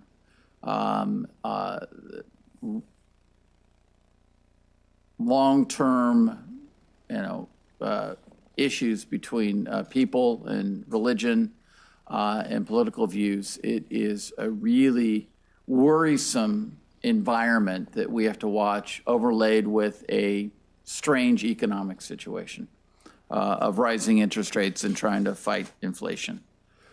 So we're going to continue to monitor geopolitical risk. I think it's really good that Biden and Xi Jinping are going to get together in the ASEAN conference in San Francisco in about a month.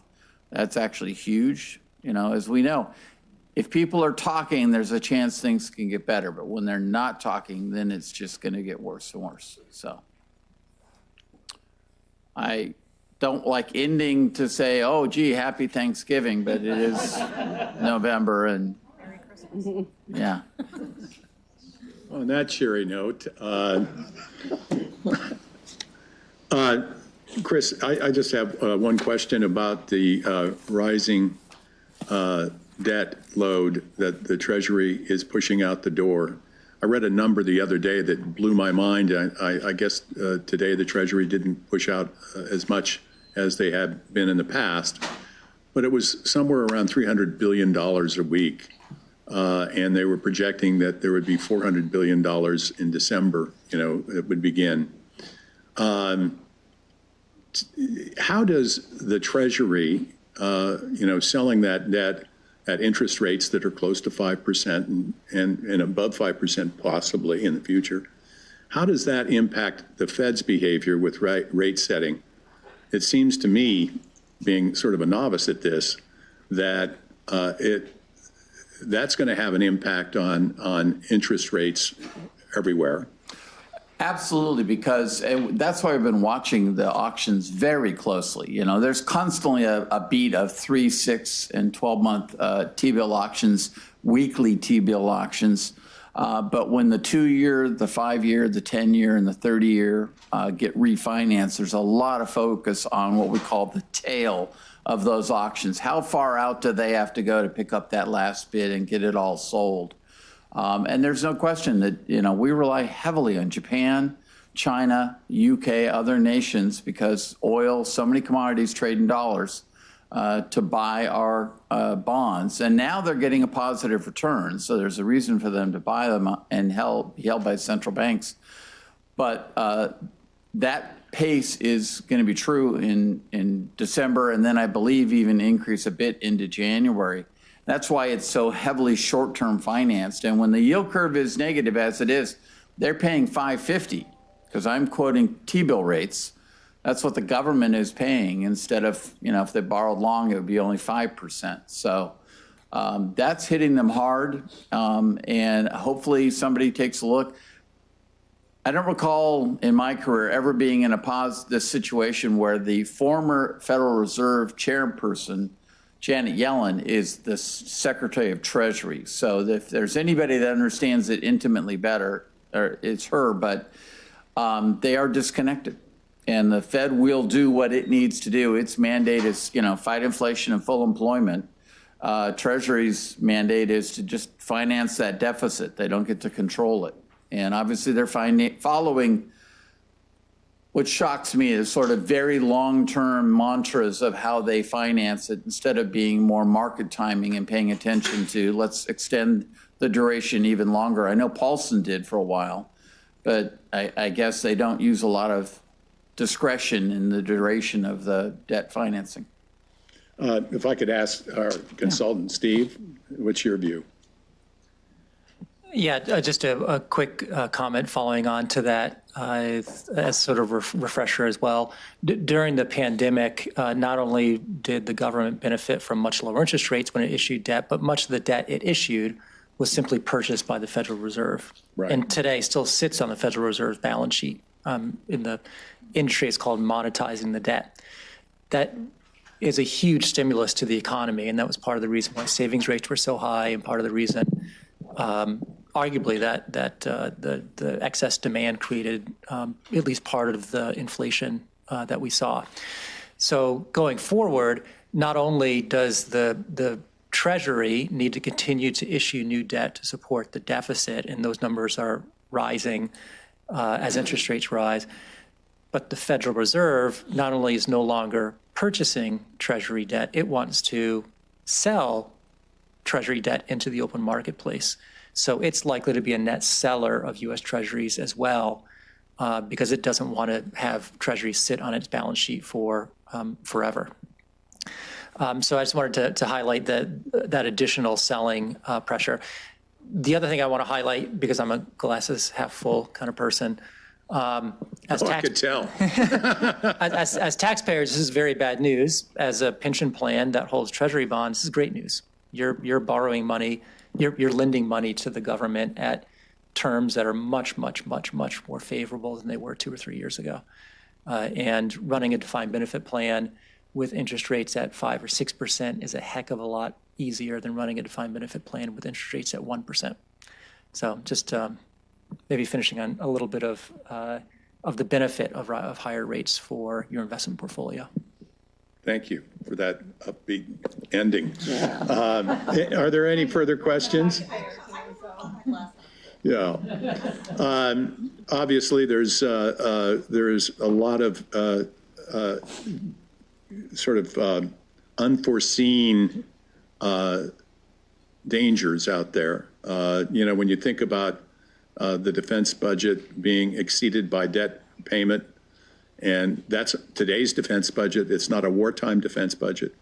And so, there are things that we have to be mindful of and the challenges that we have in front of us.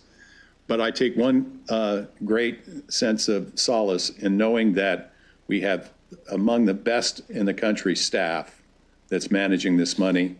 And I want to commend staff and just keep up the good work. We've got faith in you.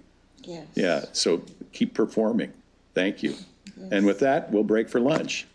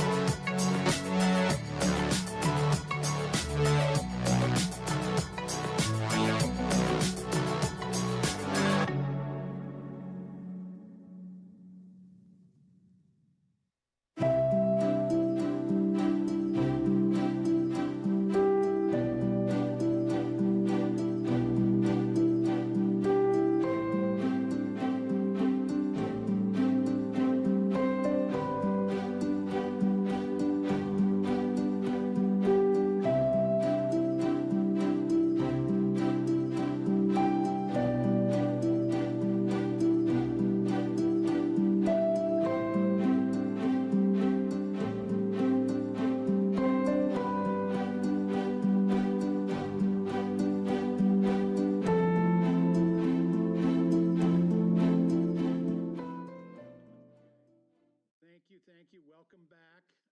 We're starting just a few minutes late, but we'll be back on schedule. The next item on our agenda is item number 7, the diversity and management of investments. So Scott, Shafat, and Lachey, please lead us through this. Great. I'm going to kick it off. And I just want to first say that our diverse team and partners are our competitive advantage because we know that diverse teams outperform non-diverse ones. It facilitates us reaching our 7% actual return and enables us to beat our benchmarks and achieve our mission. So CalSTRS' purpose is clear. It's rooted in performance, it's rooted in our fiduciary duty, it's rooted in our values, and that's why diversity, equity, inclusion is one of the top 3 priorities for the investment division. It's also why we decided to study diversity, equity, inclusion as part of our work plan with the board. So what do we want to accomplish in our work plan? Well, where we are headed is to collectively find the best practices that, given our strategy, given our scale and size and influence, how can we make a bigger difference at CalSTRS and beyond CalSTRS in the industry? So I'm excited to engage and learn, and I'm sure you're excited to engage and learn and approach this with a lot of enthusiasm. And most importantly, we as staff want to hear your input. We want to hear your ideas. And today we have 2 segments. So leading off will be Shafat and Lachey. They're going to provide a brief update on our DIMI strategy, diversity in the management of investments. And second, June Kim will moderate a panel of industry experts who are going to outline the best practices currently and in the future for diversity, equity, and inclusion in our industry. Then in January, what we're going to do is bring back a panel of investment managers to share their best practices. And hopefully we will conclude as board and staff by assessing where we might be able to grow and adopt new practices, which we've researched that will move the needle to a greater extent for CalSTRS and the industry. So with that being said, I'm going to hand it off to Shafat and Lachey, sorry. Good afternoon. CalSTRS Investments Diversity Officer. So this slide represents the 30-plus year legacy of DIMI, Diversity in the Management of Investment Strategy, starting in 1989, where we allocated capital to an emerging manager.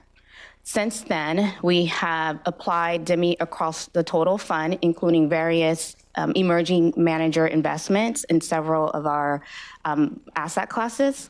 We also had, in 2006, established a 5-year strategic plan to address integrating diversity across our total fund. And then more recently, well, not more, but maybe 10 years ago, we initiated our very first annual progress report to acknowledge and communicate all the great work that the team has done in this regards. And then to date, in 2022, we have launched a total fund DEI manager survey where all of our managers, regardless if you're emerging, diverse, or et cetera, participate in this program. Next slide, please. Thank you. So just to provide sort of an overview and a level set what the strategy encompasses to date, it consists of 3 pillars. The first is our internal investments branch, where we strive to attract diverse professionals who will drive innovation. And this is important because we believe that diversity provides better problem-solving abilities. Our second pillar is industry and portfolio company engagement. And we hope to sort of have an influence in the industry by partnering and collaborating with those in the industry on a global scale. And lastly, our third pillar is portfolio management, where we pursue, engage, and invest in emerging and diverse managers across the total fund. And now I will hand it over to Shafat to provide an example of one of the pillars. All right, thank you, Lachey. Good afternoon, members of the board. Again, Shafat Hassan, your head of investment performance and compliance. I'm here in the capacity of the internal diversity steering committee member. And Lachey went over the 3 different pillars that the investment office looks at DEI initiatives. And I'll just give you a little flavor on one of the pillars, the industry and portfolio company engagement. In the columns, there's a lot of logos, but let's just start with looking at how many different ways we engage and with portfolio companies and the industry. Well, first off, CalSTRS, we host events throughout the year, Beyond Talk and Catalyst. These are events where we foster discussions, create thought leadership, and also provide a platform for emerging and diverse managers to meet asset owners like ourselves. We also sit on several advisory boards for different organizations. We're not only influencing, but also learning and bringing back lessons to CalSTRS. And beyond that, we also participate as panelists and keynote speakers for various conferences and discussions.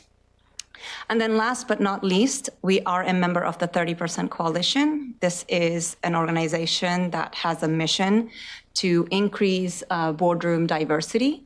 And as a member, we are supported by this organization to amplify our portfolio company engagement and scale it. The next slide kind of is a very quick one. These have some links to the various events if you want to learn a little bit more about them, as well as how we conduct our engagement efforts. But I do want to leave you with the thought that please bear in mind, this is just a preview, a sneak peek. We come back in May with a full deep dive into the different activities under all of the pillars. The panel you'll hear from today, as well as in January, is a great build-up to that annual report in May. So with that, open to any questions. Any questions? I want to thank you for all the work you put into this and look forward to the meeting in January as well. Are there any questions from the board members before we have the presentation? Mr. Ruffino, you popped up here. Thank you, Mr. Chair. Just real quick, questions about calendaring. I know the Beyond Talk, it's something that happens every other year, and I believe it's scheduled for 2024. And Catalyst, is there a decision whether it's going to happen in 2024, or is it going to wait? It may be premature, but I'm just wondering if you have dates, it would be certainly helpful to calendar those in. I'm happy to confirm that Beyond Talk will take place in the year of 2024. In regards to Catalyst, I think that's still an open discussion in regards to if it will be an event that will occur every year or every other year. But given the success of Catalyst this year, I think it's definitely an opportunity for us to have an internal discussion as to how to pursue going forward. Do you have a date for the Beyond Talk by any chance? Yes, it is March 12th. Okay, great. In March 12th in San Francisco. Great, thank you. Thank you, Mr. Chair. Okay, Sharon. Frank, you were reading my mind, because my suggestion would be, Cassandra, if we could, like in the board book, have the events as part of board education for this next year. And it would be great. I know, June, are you still involved with Girls Who Invest, right? So, I mean, it would be, I know for me, it would be great, because I know June does that. It would be great to know, like, what staff on our team are involved with which organizations. And then I know I've been meaning to talk to you, June, about, I would love to do something with Girls Who Invest at some point, around financial literacy and just the work that they do. So if there's a way to somehow loop the board members who have interest to both attend these events. I think last year's Catalyst, Scott, your story was really powerful. Just hearing a deputy CIO tell a personal story about your own experience was really moving, I think, for the whole conference. And so I think board members would be interested in attending, but also I think opportunities to follow up just from attending to maybe being more involved. And it'd be great to know what staff are doing in that regard. So just a request. Thank you, Sharon. Chairman Kiley. Thank you, Mr. Chair. Thank you, Mr. Chairman. In preparation for this meeting, I had a call with staff. I think there were I like the number 12, so I'm going to say there were 12 people on the call. It's probably right. It's probably 12 people.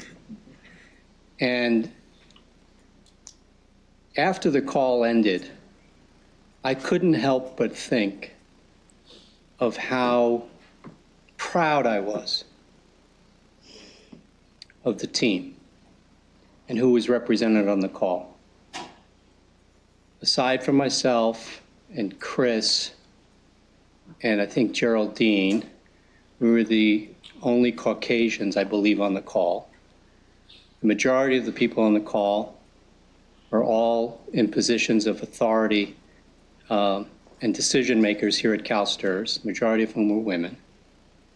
And I was proud to be the chair of the board and to see who we, because it's important for us to make sure our own house is in order before we ask others to. So let's continue down that path and that journey. And most recently, team selected Julie Dunnigan, I think is the first woman to lead the real estate team. We're one of the largest real estate investors, institutional investors in the country. And we have a woman leading that. I think it's terrific. And I think we need to continue to make this a priority. It's in our strategic plan. I would ask the team if you could speak a little bit about how this issue with some of our partners, the ripple effect that they can have, for example, in private equity, given the number of companies that they touch and the number of board members that they place and the number of executives that they hire. What's the ripple effect of initiatives like this? Sure. Harry, I'd be happy just to address that briefly. In fact, Bill and I, again, were just recently in New York talking to many of these partners, and I was really pleased to hear that many of those partners have goals and targets to measure and manage the diversity on their boards. And even though there's a lot of political pressure on not targeting specific numbers, they are definitely upping the diversity of the portfolio companies that are private. And I think for us, it's about staff engaging with them and holding them accountable in our conversations and trying to better and better track and monitor that activity. But I was very pleased, at least, that they have these internal targets and they are pushing their portfolio companies. They also have 100-day, 200-day plans where a lot of times that is on the initial parts of those operational plans that they have for companies in improvement. If I may, Mr. Chairman, yes. If I look around the dais and I look at my colleagues on the board, the diversity is evident, and there's even more diversity, that which is not visible, the diversity of our backgrounds, for example, the diversity of thought, so that we too, as we're leading this board, we too have to embrace the diversity and disagreements that we have at times and different perspectives. And I think that's made us a stronger team because we have found a way to come back to our mission and purpose. And then I think about the members that we serve, our why. The vast majority of whom are women who have dedicated their lives to public education. And the vast majority of the students in the state of California are not white and Caucasian. They're now, we are majority minority, our students. So I think it's just a good reminder, Mr. Chairman, for us to continue to do all that we can to embrace the strength. One of the strengths of our organization and team is the fact that our diversity in all of its forms is actually a strength that contributes to our success. Thank you, Mr. Chairman. I firmly agree, and I know everybody on this dais agrees with what you just said, and we're all proud to be part of this organization for a variety of reasons, but one of them being its diversity. And anyway, thank you very much. Seeing no further questions. Harry, did you have something else? I don't. Okay. Thanks, Bill. Gail. Sorry, Mr. Chair. I do just want to harken back to Melody Hobson and just what we learned about folks around a room and that it is really important that in order to have decision makers, really involved. So diversity is obviously who's on the team, but it's also about who are actually making the decisions and who's involved in those. So I just would encourage all of us to speak up about that, because I think Melody said it best, that it takes three people, like someone to have the idea, someone to support it, and someone to ask the question. So I learned a lot from that, and just would encourage us to remember that too. As we get more input from the board, which is the purpose of this work plan, that could very well be a best practice we think about adopting, is what you just said, Gail, as we visit investment managers and keep track of that, like who are the senior people around the room and how diverse that is. Thank you. I think June, is it your turn? 7B.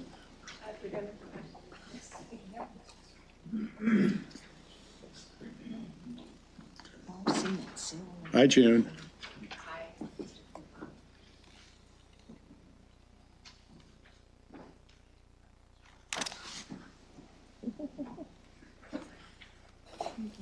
Good afternoon, members of the committee.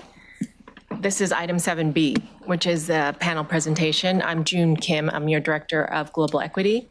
I also serve as the chair of the Investments Diversity Steering Committee, so it's in that capacity that I'm presenting on this item today.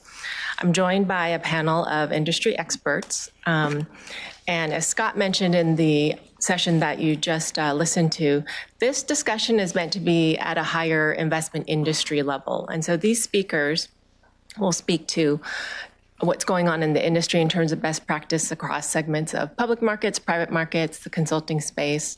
And then January, we'll go a little bit more granular when we bring in investment managers and some of our partners. I'm going to speak at maybe the corporation or the investment firm level, but this is more at the industry level. So I'm joined by three speakers, and one is joining us virtually. I'm going to see if she's there. So first, we have Sarah Maynard, who's the global head of DEI at the CFA Institute. And then on Zoom, we have Jennifer Choi, who's the CEO of ILPA, which is a private markets industry organization. Jennifer, are you on with us? I am indeed. Hello. Okay, great. And then to my far right is Shelley Heyer, who's the president of Veris Investments, and they provide consulting and outsourced CIO services. So I also want to level set that we have a very good working relationship with the CFA Institute that showed up in the second pillars. We also work very well with ILPA. Margot serves on the advisory board. And while we don't have a direct relationship with Veris, there's an initiative that Shelley has led, which she'll speak to, called IIDC, and it affects more transparency of DEI data in a database called eVestment. We use that database extensively when we research investment managers, and so the work that she does has benefited us as well as other investors. And so each of them have about a 10-minute presentation, and Sarah will start us off. And with that, I'm going to hand it over to Sarah Maynard. Well, thank you very much. Thank you to the board for having me here today, and indeed for engaging on this topic. Obviously, I would say this, wouldn't I, but super important, but not just, I think, from the point of view of the doing good, I think also in terms of wider impact. You'll note I've made a sort of small tweak in terms of practice, so I've framed it as tested practice. Some of that is really because we have got an extensive research base, and so we've tried to think about the advice that we give to organizations in doing this work as something that has been road tested, where we have feedback, and where also we rely on organizations like CalSTRS to share what's working so that we can keep revising and changing. So in terms of our work, I guess the first point really is to anchor it very firmly in our mission. And I think perhaps the most important part is that ultimate benefit of society. So how does the investment industry and any particular organization or individual within that really anchor on that service without actually fully understanding that society that we all serve? So that means on one level representation, but of course it also means speaking to inclusion and the equitable piece. You'll see also that in terms of that mission-aligned work, we're a global organization, but we do very much work closely with our 160 plus affiliate CFA societies worldwide. So all of that gives us, both that breadth, but also the depth on the ground within individual markets. The other framing piece, I think, again, is crucial, is around ethics and education, and I'll say a bit more about that as I move through the presentation. What we started to do, really, it was launched just last year, but actually was quite a long time in the development, was we have already a range of codes and standards to improve behavior across a range of spaces in the investment industry. And essentially, just before I joined, which was almost exactly 4 years ago to the day, we had a series of both sort of events, encounters, conversations, but essentially asset owners, including indeed CalSTRS, CalPERS, MassPrim, and a number of others, coming to us to say there is an issue in this industry around diversity and, as importantly, inclusion. So it was a kind of challenge to us to say, what can you do about that? And what can you bring, what experience can you bring to bear on this issue? So that was something that we took very much to heart. We had been developing extensive research, and that's where the tested practice piece comes in. You'll see on the sort of pillar under implementation guidance, a reference to our experimental partner program, which 41 organizations globally took part in. So out of that, we were able to really surface some of the practices that could actually could have the impact of moving the needle. And so what we started to do then was to get together a group of senior investors supported by DEI experts and actually start to frame what could a code look like. The starting point for the description of that work was actually in inclusion. So we actually wanted to frame it not just in terms of diversity as in the sense of counting folks, but inclusion as in really fully something that was actionable and would make a difference in who was included in this industry beyond representation. That's still important in the accountability piece, but nonetheless, that was a big part of our focus. So we spent 2 years developing the code, which is something that I think is perhaps only really available to a mission-based organization to do. And furthermore, one where the board, the leadership were super committed to this work. So out of this emerged a principles-based code. We have, as you can see, those sort of first four and have thinking about how the principles really express the investment professional life cycle, the value of influence, which I guess is sort of what you're all flexing here today, because influence is really important. The example that you set, both in terms of the teams that CalSTRS employs, but also the standard that you hold your managers to. So that's a really meaningful piece. And then the wrap up is of course, the measurement. And without that accountability, and with as much transparency as we can, then this work really has very little meaning. And I know this is something that's shared by both Jen and indeed by Shelley's work, all of which I think is enormously additive and of course, essentially collaborative too. And I will add actually here that Beres is one of our signatories. So that's a really nice connection to see too. So how we thought about this, as I say, principles-based, but that's, and I'll come to what those are in a moment, but I think one of the bodies of work that emerged from that 2-year period of surfacing what we thought actually could have an impact and address and accelerate change was actually a very extended how-to piece. We wrote an awful lot. We then did what all good movie directors do and cut about 60% of it, but you're still left with nearly 50 pages of really detailed advice. We also then had it road tested through a fairly extensive consultation process. And in the midst of that, I think what we learned was we were really wanting to do two things. One was to meet the industry where it is, rather than perhaps set up some performative standard. And then the other piece was actually to think about where the majority might be sitting that we could reach, we could influence, and we could help support and challenge for change. So we were thinking about, the position of the bell curve and really wanting to speak to the middle of that. So that's where the majority of organizations will typically find themselves in terms of this work. We were not going to satisfy those who will want the status quo to remain, but neither were we going to satisfy those at the activist end. So the decision of the group was really, if we irritated both ends of the spectrum, we were probably in the right place. So grit in the oyster was sort of some of the thinking behind it.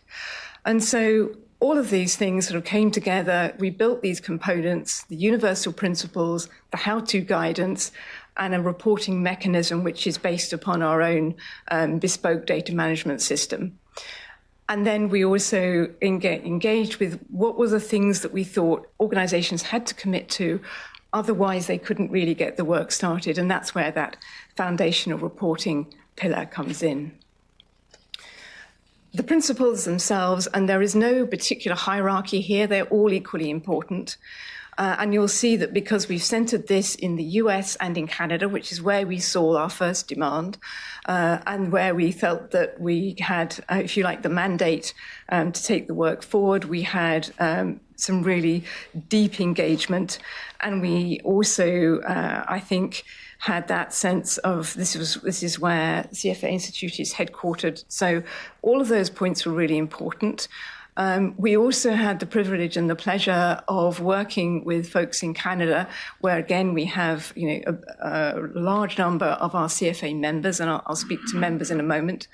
But one of the things is you'll see in that point at the bottom, we really wanted to make sure that we were fully cognizant of the work that Canadian investors were expressing an interest and support in doing, and indeed increasingly a very real commitment.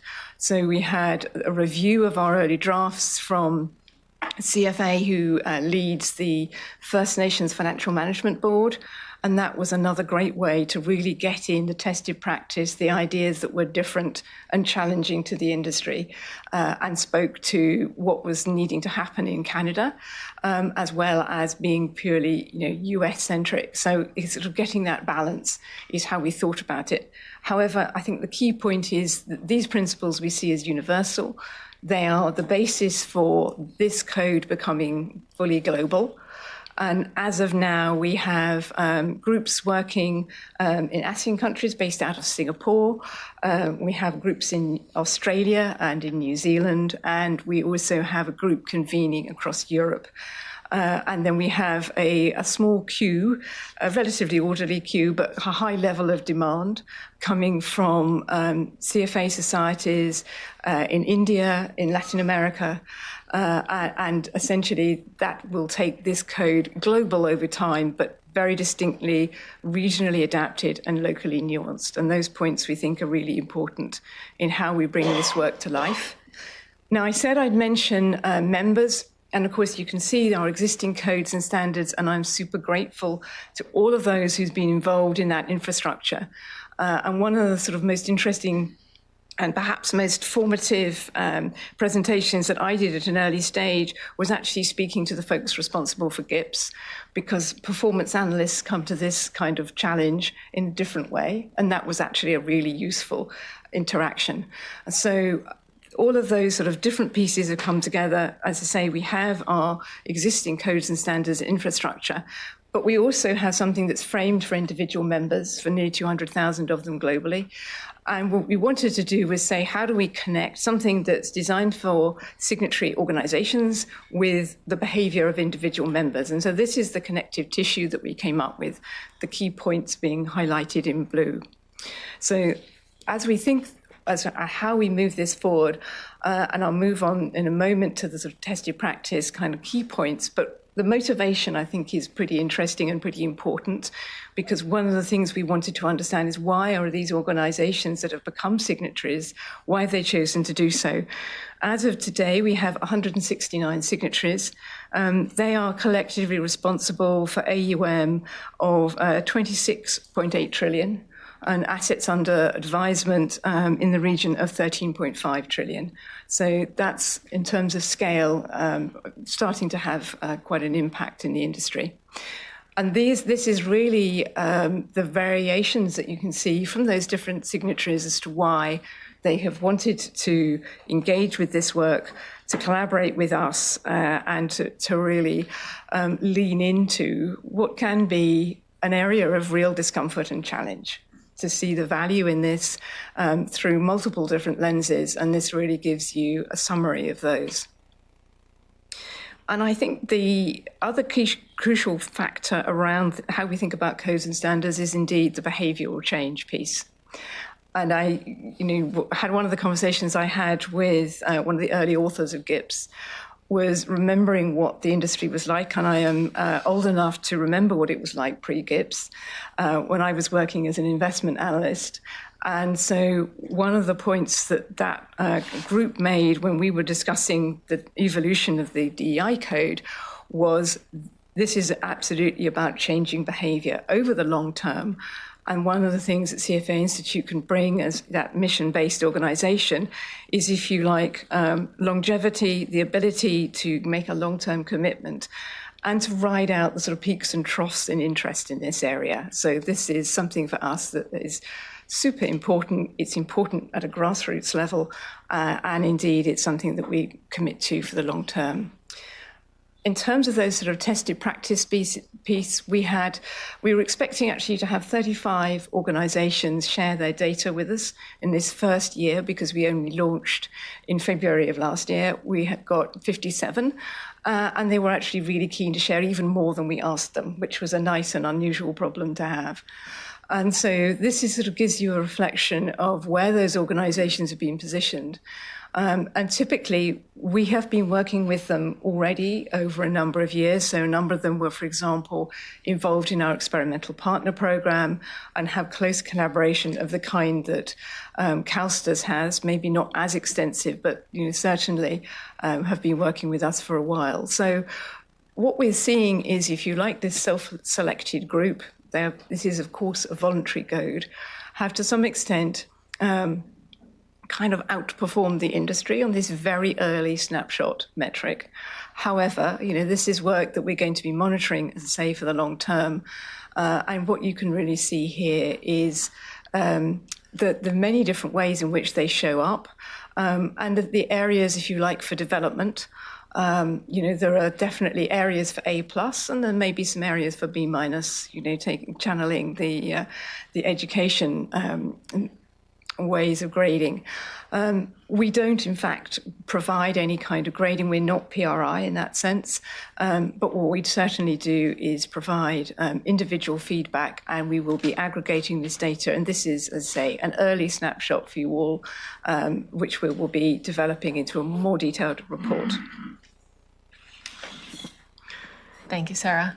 Next, we're going to have Jennifer Choi present. And so if we could bring up her presentation. Thank you. And she'll be speaking about the private markets and private equity specifically, too. Thanks so much, June. And thank you very much to you and Lachey and to the board for including me in the conversation today.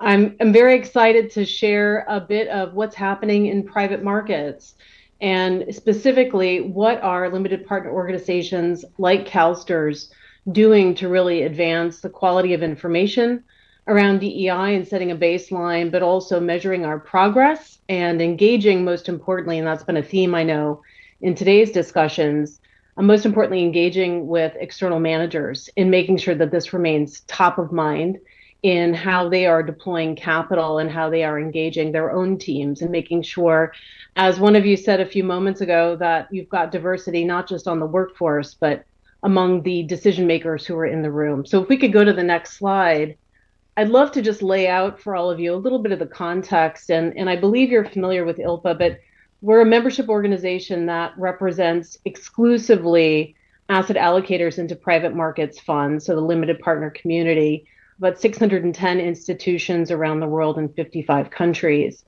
And while we are an active champion and advocate of DE&I in private markets today, like the industry, we've been on a journey. And if we, again, another theme I think in today's conversation, if we roll back the clock a little bit and we think about where did we start, I think a lot of the attention around DE&I was really sparked and catalyzed by the Me Too movement a few years ago. And if you'll recall, emphasis at that time was squarely on gender. It was on harassment. It was through a risk lens. And at the time when LPs really began to engage, and a lot of that was localized or concentrated in the venture parts of their portfolio, a lot of the discourse was around what's in my portfolio that I'm not aware of, and how do I wrap my arms around that risk, and how do I wrap my arms around bad actors and bad behaviors. And so when ILPA first leaned into this space and this dialogue, we are traditionally very focused as part of our mission on executive education for LPs, on empowerment for LPs, but also, and importantly, creating standards and templates and best practices and guidance that limited partners can use in their engagement with the general partner community. And so initially we were focused on crafting a template to capture some of these diversity metrics at the level of the manager, and also beginning to incorporate some of these questions into the due diligence questionnaire that many LPs use. But again, risk was, I think, at the fore, gender was at the fore. Over the last few years, of course, we've seen the discourse really broaden and the dialogue expand. And along with that, the nature of the questions that LPs are asking, the nature of the data that they are collecting from their general partners, including with that look through to the portfolio companies, much more not just capture of the data, but increasingly reporting of the data with an emphasis on progress. And at the same time, a growing interest among the LP community in being able to talk about diversity at the total portfolio level, and not specific to any one strategy, but certainly within a strategy, being able to comment on what percentage of our AUM is managed by women, managed by diverse individuals, by diverse firms. And certainly there's been a proliferation of initiatives over the last few years, certainly since 2020, the murder of George Floyd, and what that really did to catalyze and escalate conversations around racial justice. How do we get beyond talk to real action? And how do we ensure that capital is actually being deployed differently into the markets, including in the private markets? With all of that, and with that evolution, of course, there is the danger of greenwashing in the DEI space. And so I think that's increasingly a topic of concern and focus, particularly for the LPs who are most engaged in really trying to advance DEI within their own organizations and getting their own houses in order, but also in their portfolios. So certainly something that bears monitoring. But as we've kind of moved through this journey on DE&I as an industry, ILPA has tried to also advance those standards and best practices. And the specific ways in which that's taken shape have been a revision to the ILPA DEI metrics template. And I have a few statistics here on screen, and I'll say a little bit more about what are those overarching trends in data collection and capture of DE&I data, but certainly trying to capture more information at a greater level of granularity and from more managers within an LP's portfolio. And at the same time, trying to look more expansively at the questions that LPs are posing during the due diligence process, of course, but also ensuring that those questions are not only being asked in the context of a fundraise. So increasingly, LPs are looking to come back to those answers, evaluate for progress, ask GPs, what are you doing differently? How are your policies evolving? How are your recruitment practices evolving? What are you doing that will ultimately manifest in a change in those diversity metrics that you're reporting at the firm level? And last but not least, it's worth calling out that a lot of the energy within the ILPA membership, the LP community, but more broadly in the industry, has really been captured by our Diversity in Action initiative, which is like the code that Sarah just walked through that CFA has put together over the last few years. It's signatory based, it's focused entirely on the private markets, LPs and GPs alike. And to be a part of this work and this community of practice, you have to not just commit to doing certain things, you have to be able to demonstrate and attest that you are doing a number of very specific actions that we've laid out. Because frankly, the LPs and the GPs have come to appreciate that we know what good looks like. And so as we've started to lay that out and define that, we've really been encouraged by the very warm and enthusiastic response of the industry in coming to be a part of these conversations. They come together quarterly, they participate in surveys and research studies, they share information in great detail on best practices, and it's been a wonderful source of insight for us. Just to give you a marker of how some of these standards that ILPA has released on DE&I and private markets have gained ground over the years. As of this month, the DEI metrics template has been downloaded 19,000 times. We think that's a rough proxy for pretty broad interest across the industry. And the ILPA DDQ, or due diligence questionnaire, that includes about 20 questions specific to DE&I, not ESG, DE&I, has been downloaded about 22,000 times. So if we can move to the next slide, please. So to talk a little bit more about the instrument that LPs are using to capture this information, we're really seeing an expansion of more information across more categories. With our most recent template, we included a few additional ways to capture information, including non-binary on gender, certainly more thinking on race and ethnicity, trying to think more inclusively about how definitions of race and ethnicity have evolved over the last few years, and that's something that bears continued vigilance. And thinking about diversity beyond gender and race ethnicity to include LGBTQ, veterans, and persons with disability, all of those items to be disclosed on a purely voluntary basis. And looking through all of those lenses against, at the GP level, firm ownership by economic interest, which has been a very traditional metric that's been captured for quite some time, particularly among LPs who have emerging manager programs with diversity objectives within them. Investment committee composition, which is a new metric that we added in 2021, and looking at all of the diversity metrics captured at the different levels and types of staff within the organization, as well as turnover, hiring, promotions, and departures. In addition, we added a metric focused on, or set of metrics focused on portfolio companies for the first time in 2021 to include board level diversity, as well as diversity, again, against those metrics in the teal boxes at the top for the C-suite, as well as C-suite -1. So we've seen some exceptional uptake of the template, as I indicated, over the last few years.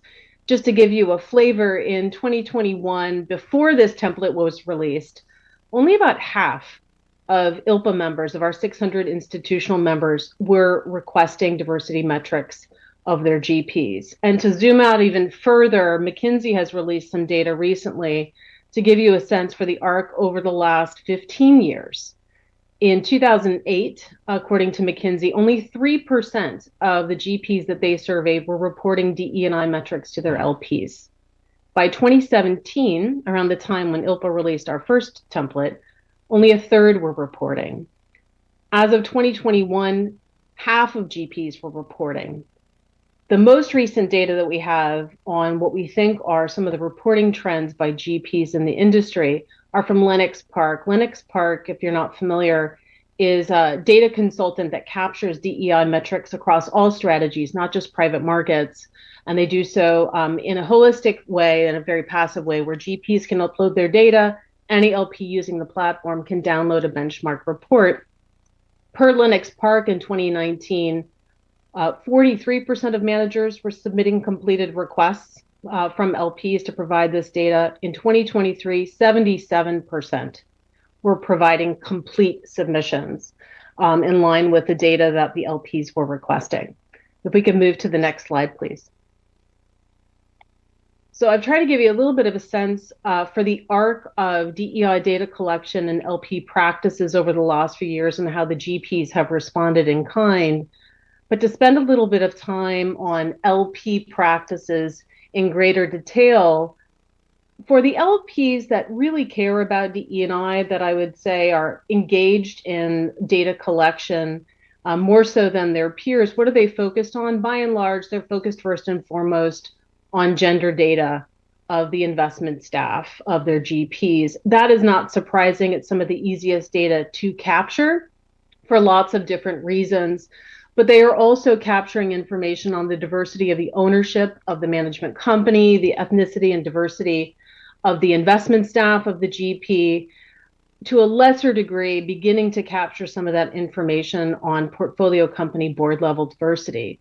But what are they doing with it? And again, I think it's important to reinforce that this is not data captured against any sort of a hard and concrete and rigid expectation of a minimum level of diversity. This is about setting a baseline and coming back to it periodically and consistently to assess progress on the part of the manager.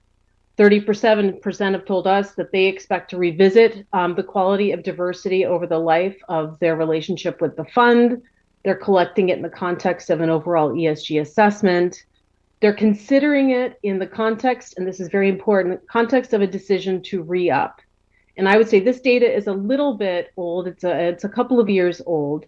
And I think this would certainly be a higher figure if I had something as of November 2023. We are hearing more and more from ILPA members that this is a factor. It is not always a factor that is vocally expressed as a deciding or determining issue in the decision to re-up. It's certainly rising in importance among a host of other issues that are taken into consideration in the context of a re-up. If we can move to the next slide, please. And I think this also points to the fact that LPs are taking into consideration a broad array of factors, and this gets to the E and the I. And there's another letter I'd add to that in the B. I believe Sarah referenced belonging as something else that should be part of the equation. But this is reflected in the questions that LPs are posing during due diligence. And again, looking for indications, signals that GPs are doing the sorts of things in their policies and practices that would encourage not just higher numbers from an overall diversity snapshot perspective, but also the kinds of things that would ensure those diverse individuals, that diverse talent brought into the organization will stay, will thrive, will advance, will grow, will attract others to that organization over the long term. So going beyond just DEI policies to looking also at things like parental leave, equitable pay and pay equity studies, employee engagement, ERGs, training on bias and inclusion, board level diversity, as mentioned, the governance structure for how DE&I is taken into account. Are leaders within the organization fully bought into, included in, and driving those decisions around how DE&I is integrated into the firm, its operations, and its strategy? Can we look at the next slide, please? Next slide, please. And to give you just a quick snapshot, not to go through the details here, in 2021, ILPA produced an ESG assessment framework of which there's a specific subset of factors focused on DE&I, and looking at it through the prism of maturity. Are these things not present at all? When looking at a manager, are they developing in these areas? Are they intermediate, so more or less tracking to the median of practices across the industry or their peer cohort? Or are they advanced? Are they leading?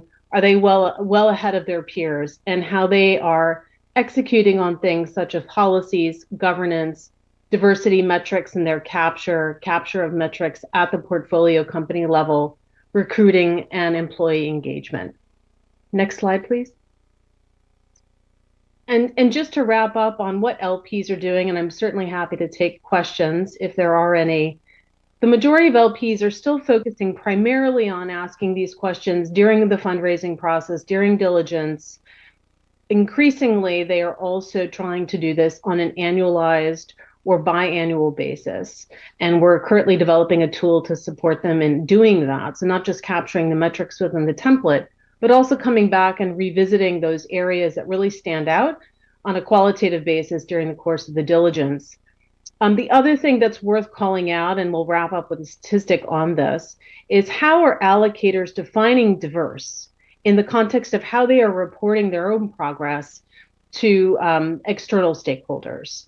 And those definitions are evolving as well. If we could move to the next slide. there's a broad array of ways in which LPs are talking about diversity within their own organizations and within their portfolios. Certainly, an increasing number are looking at what they can say about what they've done with their own investment teams internally, because that nothing speaks more robustly to consistency and integrity than being able to talk about not only what's in your portfolio, but who is on your own team making those investment decisions. But on the side of the GPs, being able to talk about total workforce, but more importantly, partners and the investment committee. So getting beyond what has been the conventional metric reported by GPs, which is ownership.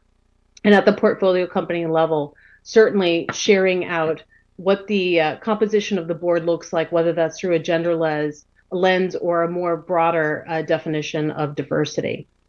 And just to wrap up on that point around how LPs are defining diversity in the context of their portfolios, to the next slide.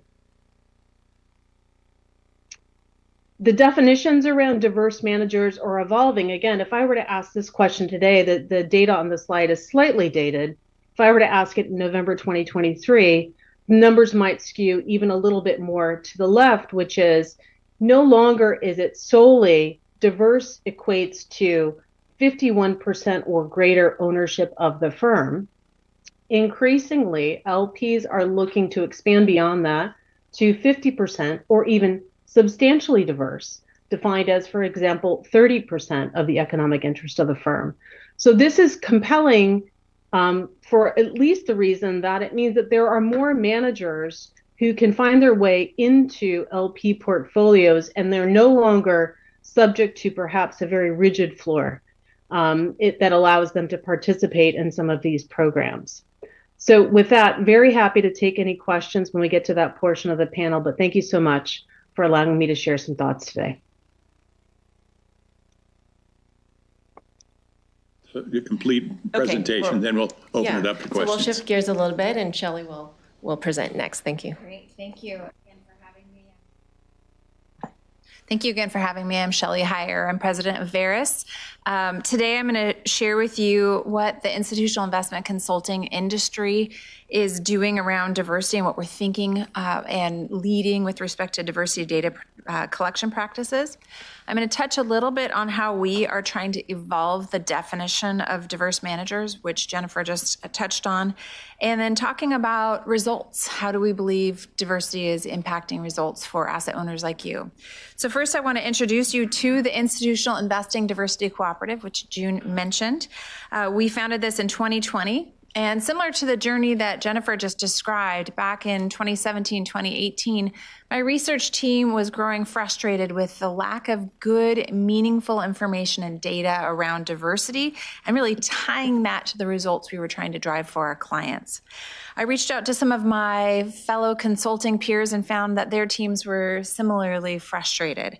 So we reached out to eVestment, which June had mentioned CalSTRS has a good relationship with, and we asked them, can we work with you to expand the definition, expand your measures of diverse asset managers, and they agreed to help.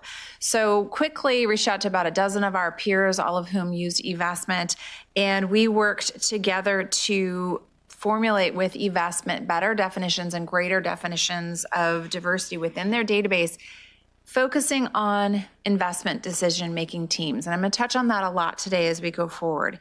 I quickly was able to form this coalition or this cooperative of those dozen or so consulting firms, and that's now grown to the 28 consulting firms you see on this page. We represent well over 44 trillion in assets under advisement, and that's a pretty critical thing as we think about the role we play as gatekeepers for the institutional asset owner industry.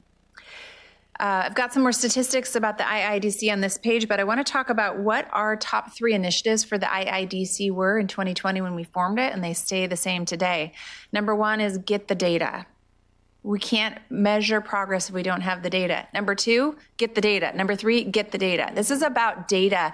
How can we really measure if there's any impact on results? How can we measure progress? How can we answer the questions that our clients are asking us to answer if we don't have the data? And I'm really pleased to see with some of the progress that Jennifer pointed to, but we've got a lot of work to do, and that progress is much lower in the long-only traditional asset management industry. So as we move on, Jennifer highlighted some of the key attributes of ILPA's data collection framework. And the good news is that this is the exact same data framework that we built with eVestment. So we're starting to see some great traction in the industry of one key data standard, and this is pretty critical.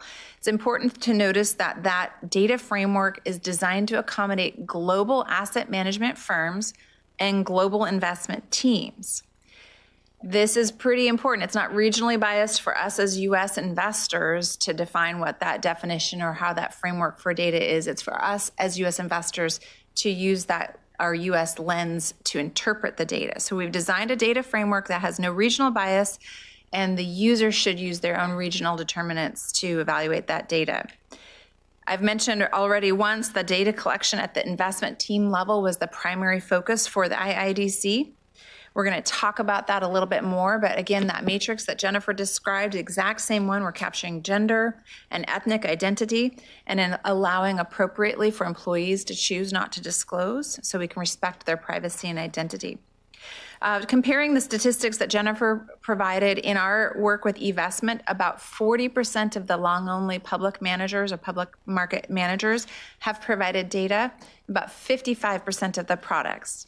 And this is they've provided data at the investment team level at least once since we launched this in 2020. So we've got some room to grow or some work to do with respect to population of data, but coming from zero at the investment team level in 2020, that's a pretty good step of progress. And I think it's been really beneficial to us as consultants and to folks like CalSTRS as asset owners to be able to evaluate where are we starting from in our database, in our client set. So I've mentioned the importance of investment team diversity. This was a critical catalyst for the IIDC, a critical catalyst for Veris as we launched it. We don't believe there's a strong tie between a firm's ownership and the alpha the investment team generates. Certainly ownership and leadership can have a significant impact on culture of an organization. We have all seen good and bad alpha created by large publicly traded firms as well as small privately owned boutique firms. So while we believe that broadening diversity of our industry is going to have a tremendous societal benefit, we also believe it can have a significant economic benefit to our clients. And that's pretty important to us as consultants fulfilling our fiduciary duty for our clients. So while ownership is definitely easy to measure and verify, the better measure of diversity, in our opinion, is that of the investment team.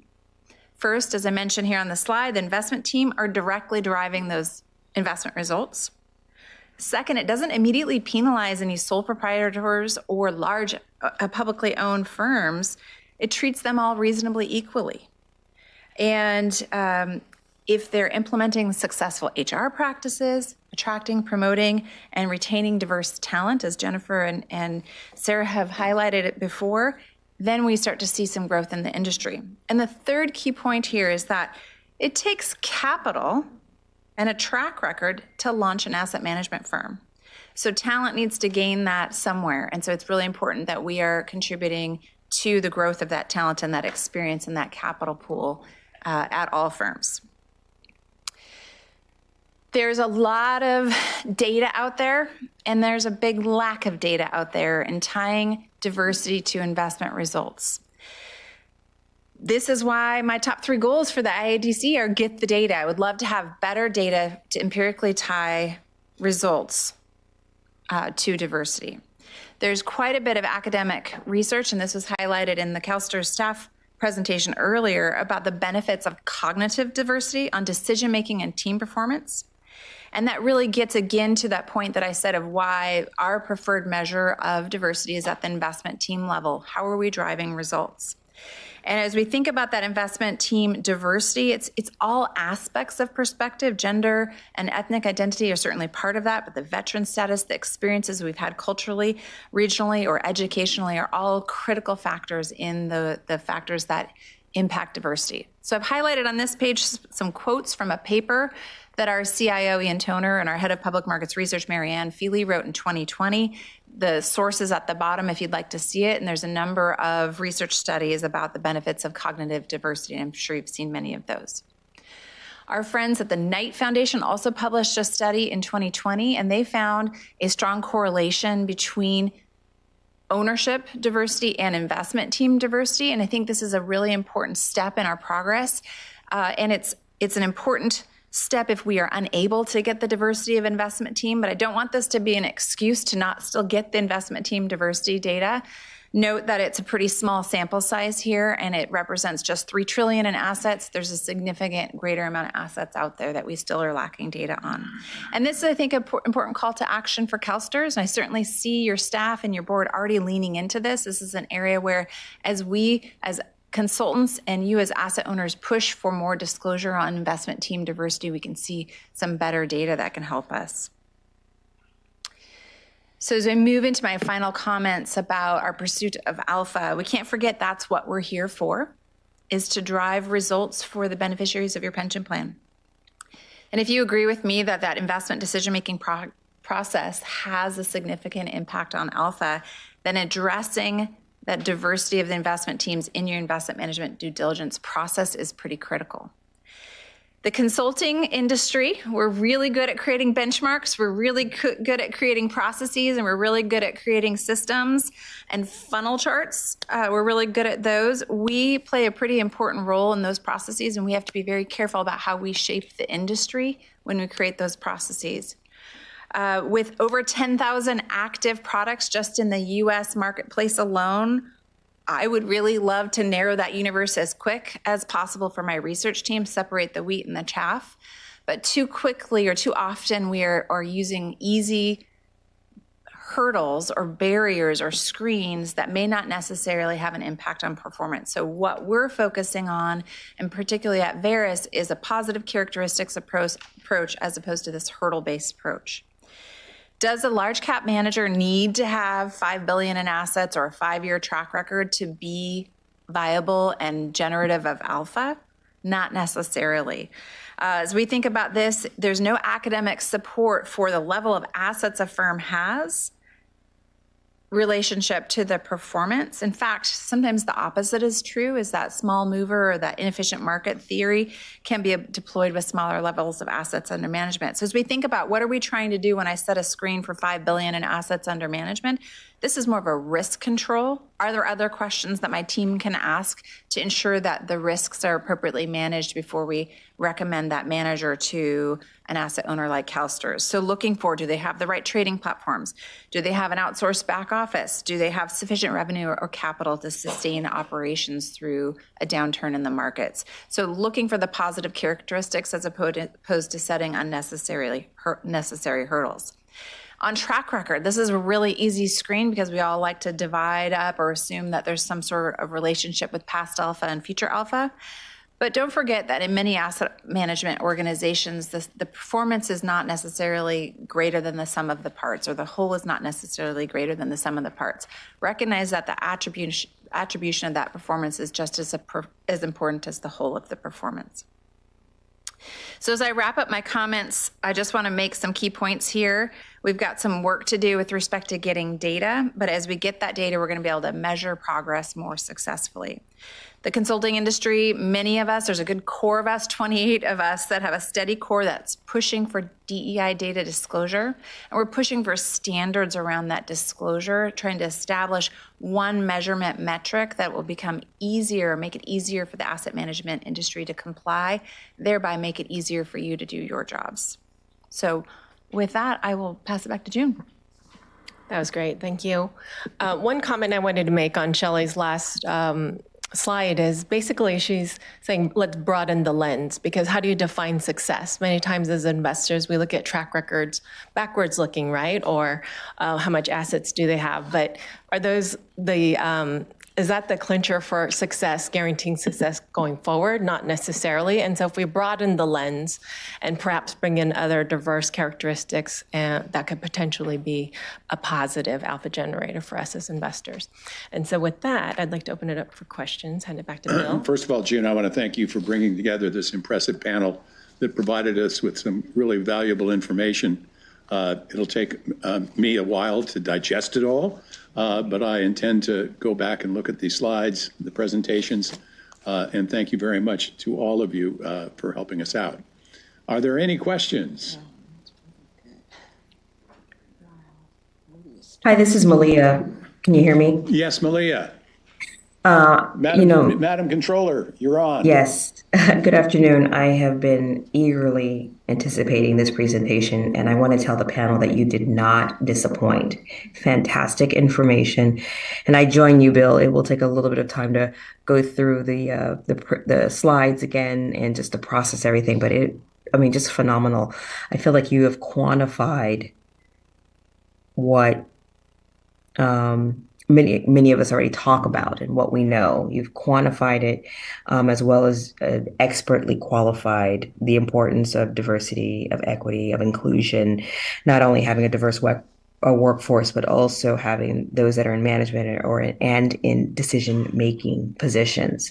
So I have the highest compliment to this entire team. Thank you, June, for bringing this to us. And thank you, CalSTRS, for making this a priority. Thank you, Madam Controller. It's always nice to hear your voice. Okay, next up is Sharon Hendrickson. Thanks so much. This is really thoughtful, and I've been thinking about this. We've been thinking about this at CalSTRS, and I work in academia, and we talk about this a lot in higher ed. And I just wondered if you could talk a little more. The thing I kept thinking, and I appreciate all the data and all the work that the organizations are doing. I think when I look back at just the places I work in, or even here at CalSTRS, I keep coming back to like pipeline and about culture, because the data is important, of course, but like how do we get the people in the organizations, to be in those positions so that we even have this problem to manage or lead out of. And so, I mean, June, forgive me if we're going off track and we can talk about this more in January, but I think that's one of my questions is around just culture and, being in the investment culture for as long as I have now. I mean, just being in Japan like weeks ago, I was the only woman on this, all male, it's Japan, it's a different culture, but still there's a lot of growth to be had, I think, in terms of diversity in the industry, and just having young nieces who don't really see themselves in these roles. And so that's, I guess, where my brain works in academia, is how to get younger people, people of color, or people from different backgrounds who can't afford CFA fees or whatever fees for CFP or whatever they're studying for. It's really expensive to get some of these credentials. And so how do we cultivate a culture where anyone from, sort of any economic situation and, wherever they're coming from could sort of see themselves in a place. I always come back to money and power, right? And I think I work in a world sometimes where people don't want to give power away very often or lend a hand to someone else and create space for other people because they have their space. So I just wondered if... Thank you for that question. I'm going to say one comment and then I'll hand it over to Shelley and Sarah to add in theirs. That also goes to broadening the lens. And so when you say portfolio manager, what do you think of? There's such a... there's already an ingrained bias in the industry. And so for us to broaden that definition or broaden, young people's vision of the industry, it's slow going, I'll be honest with you, but a lot of this data collection and the efforts, I think, are giving us some momentum. Shelley, I think you have some comments around this. Well, there's a lot in your question. I think that one of the things, and not to beat the drum too hard about getting the data, but there's the adage of you get what you measure. And so by bringing attention to the asset management industry to say, we are watching this. And if you look at the detail of the questions that Jennifer had in the DDQ of what are your practices to attract talent, promote, and retain talent, those are all three distinct initiatives. And so by bringing attention to those as limited partners and as consultants starts to bring more attention to that naturally starts that pipeline. The industry, and June highlighted a number of organizations that CalSTRS is already a part of, the industry is putting some significant investments. We need more of that. And I think that's an area that the consulting industry, as well as many of the alphabet soup of organizations, are putting energy into. So I think those are some very important comments. I know you wanted to lean in on that one as well. Sure, and thank you so much. Great question, and I will say what we're learning about our CFA candidates, to that point about the cost of taking that qualification, what that means to those individuals. One of the things we do know is that even those who take but don't necessarily pass level 1, that can make a huge difference to their future plans. We also know that organizations that support candidates, maybe they actually bring them into the organization and then support them to get the CFA, makes a huge difference. Typically, and this is a comment from somebody who's been in the industry a while, got the CFA later on and had really struggled with the bias and hurdles that she had encountered. She said that having it cut 30 minutes off every single client meeting because she didn't need to explain herself, that qualification got her indoors. She wouldn't have got in otherwise. So 2 things that we are doing in terms of actually really moving the needle. One is we're having really close questions for the candidates, sort of post-exam survey, so to understand those folks. And I can certainly say that it is now a far more diverse cohort we're seeing across multiple markets, but particularly in the US. The second thing, and Chris and Lachey are familiar with this from their work on our DEI steering committee, but we have a group of organizations, so sponsor investors, institutions, folks like Girls Who Invest, Twigo, and more, who are interested in putting together a program to bring folks into the industry to take a range of a number of qualifications without a cost to them, be supported through that mentored and also working with prep providers as well. So initiatives like that, there are others, of course, available, but the point is there's more than enough work for us all to do in that scale. And I think that level of interest that we're seeing from our signatory firms really speaks to the way the industry is looking to convene and collaborate. Michael Gunning. Thank you, Mr. Chair. Sarah, couple questions. Well, first, echo the comments both of Bill and Controller Cohen. That lot to unpack here. For me, particularly as we reflect back to July and our session and what that means for us as a board here and our role in that. But two questions. Diversity washing. What is that? So that is a performative piece where organizations can sometimes be guilty of presenting themselves as being better, more diverse, more inclusive than they actually are. It's sort of a piece with greenwashing. There's a whole rainbow of washings to work through, for sure. But what I think matters, and again, why the data collection piece is critical, that's how you get the accountability. And you can actually then look to, is the needle being moved? Is this organization doing the work?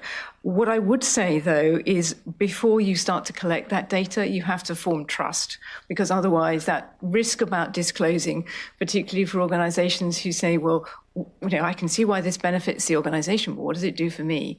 So I think there is a huge amount of work to do around making that safe space to have those conversations.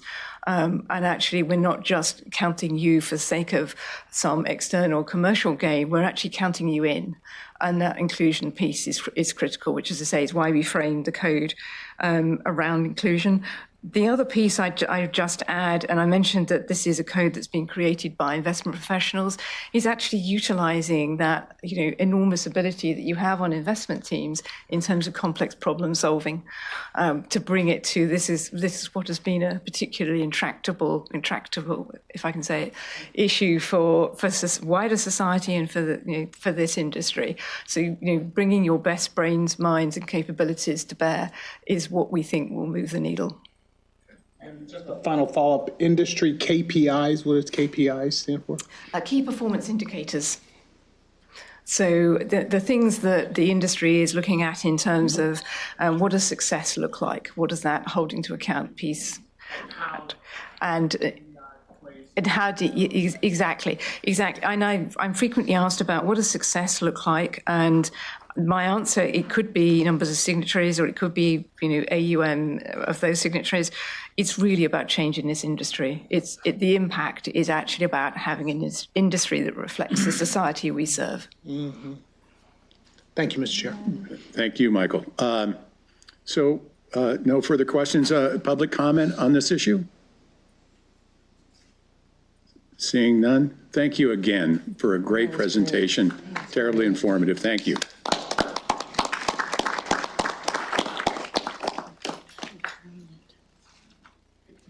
Okay. The next matter is item number 8, special mandates report from our Makita team.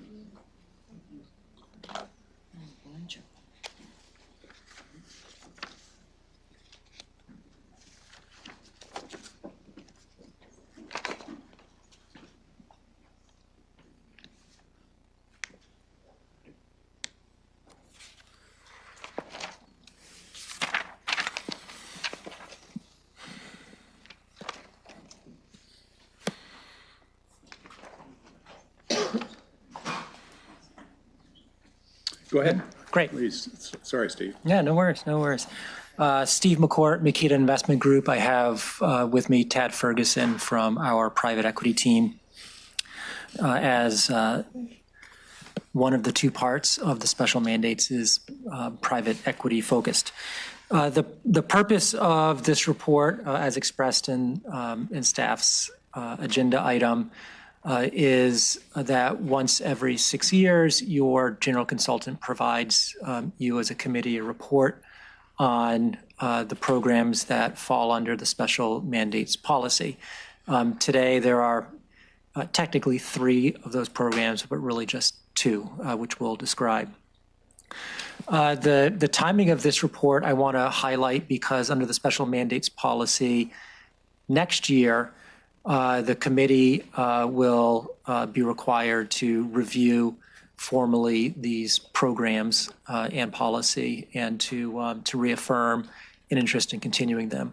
So part of the purpose of this report is to sort of refresh your minds on what the programs are, how they've been performing, and then if you have specific items or questions that you want to make sure that you get answered before you are in a position to review these programs next year, you can let us know now or later. So the process we go through to evaluate these programs is very similar to the process that we go through to evaluate your overall portfolio on a semi-annual basis. We met with your staff members who are responsible for executing the programs, evaluated their processes and procedures, evaluated performance of the programs. And this report that you have in front of you kind of reflects the summary of those meetings and analysis that Makita conducted. The first program I'll highlight that falls under the special mandates program is within the global equity asset class. It's referred to within CalPERS as the Developing Manager Program. It was started in August of 2004 with an allocation of $600 million. That program has been invested through external fund-to-funds managers, effectively, outside advisors that allocate directly to emerging managers for you. These are managers who are younger in their development, fewer assets under management, and are not of a size where you could tap them for larger dollar amounts in your broader global equity program, yet they may become the superstars of tomorrow.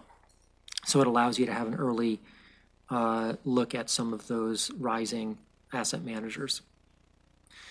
The program was reoriented in 2016 after staff determined that the focus of the program on U.S. equities was challenging, as U.S. equities are generally a much more efficient asset class than the non-U.S. equities. And so in 2016, staff restructured the program to focus on less efficient parts of the market, including small cap U.S. and international equities. For the entire time period of 2004 through the end of this reporting period, the Developing Manager Program returned 7.2% per year on average.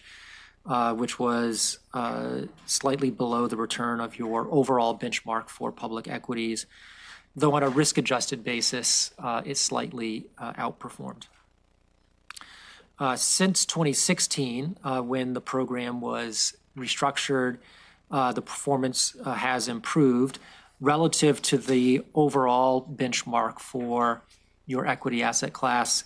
It underperformed slightly, but that was largely a result of your diverse manager program, your developing manager program being focused on non-U.S. stocks more so than the benchmark is, and non-U.S. stocks as a class have underperformed U.S. stocks. So because of that dynamic, on page 3 of our memo, we highlight specifically how the U.S. developing managers performed relative to the U.S. benchmark and how the non-U.S. developing managers have performed relative to the non-U.S. benchmark. So more of an apples-to-apples comparison.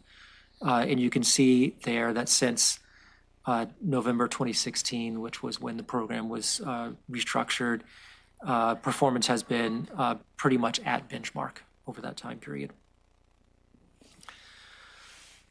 Moving on to the second program, which falls within private equity. This program is referred to as the Proactive Program, and it was funded in March 2003.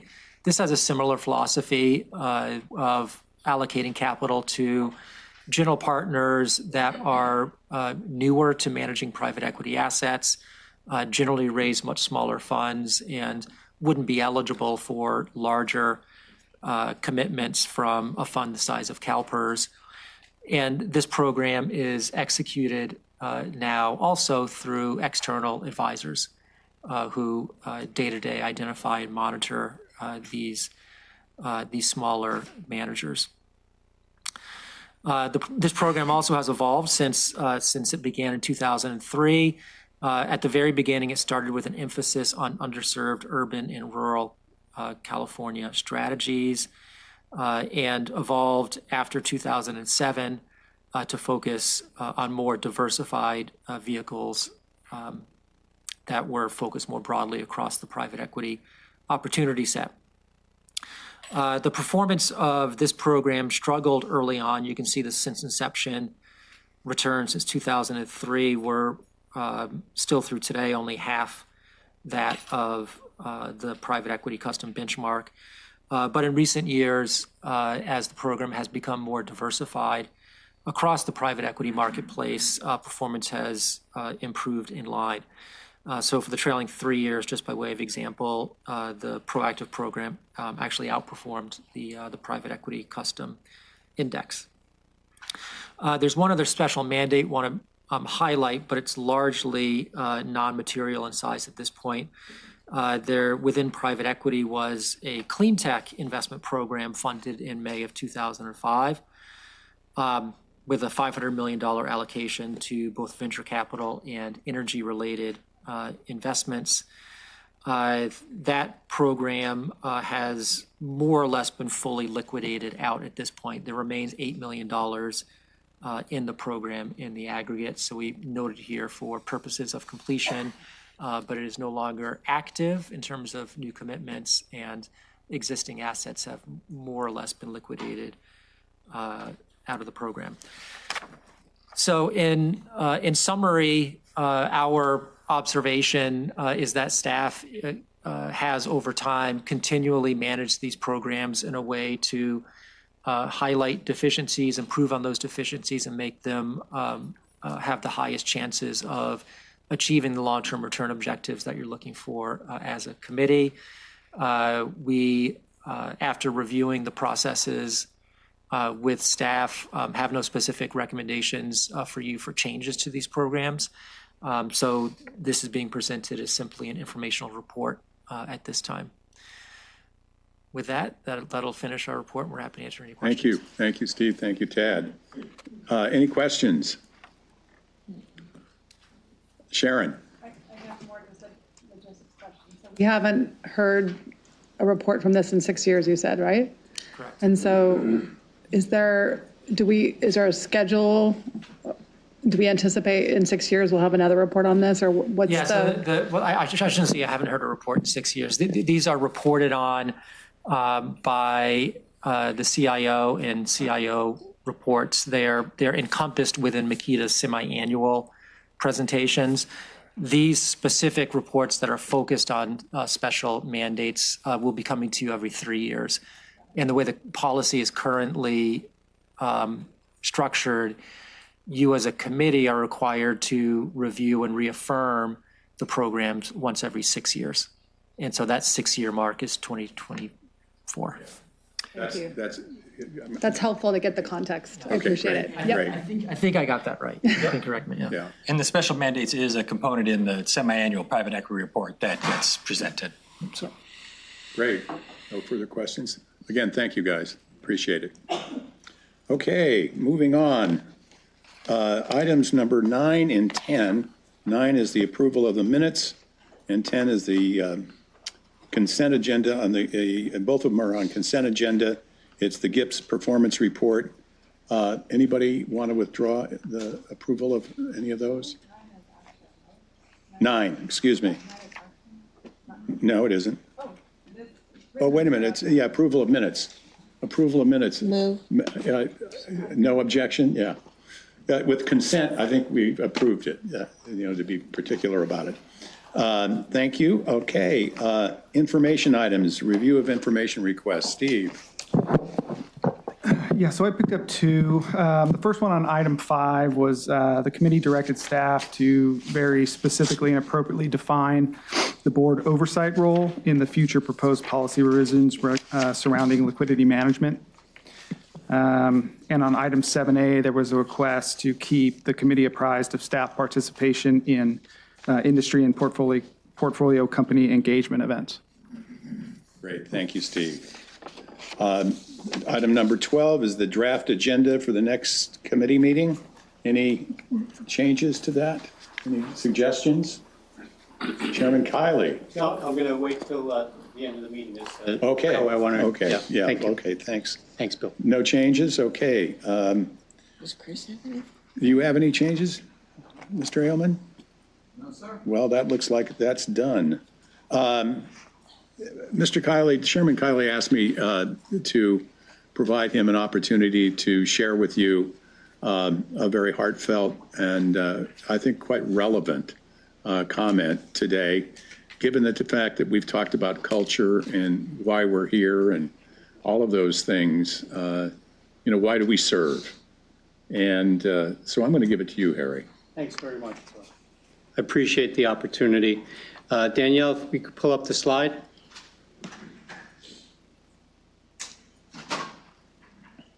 So, life's a mystery. Life is a mystery. And last week I was with my kids. I was looking up at the moon. It was a bright star. The woman before us is one of the brightest lights, the brightest stars in all of the galaxies.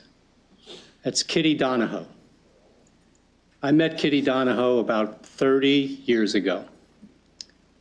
Kitty was, mother and father came from Ireland. She was raised in the Yosemite Valley, in nature, amongst the beautiful God's creation. She moved to Southern California, graduate of UCLA, continued her education at Columbia Teachers College, and spent 35 years, her entire career, teaching second grade at Roosevelt Elementary School in Santa Monica. She's a legend. She's touched countless lives. She taught children about the important values of kindness, the love of reading and writing. She was a poet, a great artist. She taught my daughter, Sarah. When I was president of the union and we were in a struggle, we always brought Kitty to the school board meetings because who could say no to Kitty? Kitty Mary Donahoe. In the spring of 2023, Sarah said to me, "Father, I need to do community service to graduate from middle school. Do you think Miss Donahoe will allow me to volunteer in a classroom?" I said, "I know she would. She'll love it." And in May, I saw Kitty in the parking lot picking up Sarah from school. That same smile. She was a beacon of light. I said to myself, she doesn't look that great. She was super excited about her pending retirement. She published her book in May, To Teach a Dragonfly How to Ride a Dragonfly, her lifelong dream. 10 years ago, she met the love of her life. In June, she retired. The day after she retired, Kitty was diagnosed with ovarian cancer. 3 months later, she transitioned. Kitty would not want us to be sad. She would want us to be joy-filled, to celebrate life, to celebrate each other. It's with a great honor that we remember. I only adjourned one meeting in honor of Loretta Tottenberg. Kitty is deserving of a moment where we honor her. She taught for 35 years. She may not have ever received her first pension check.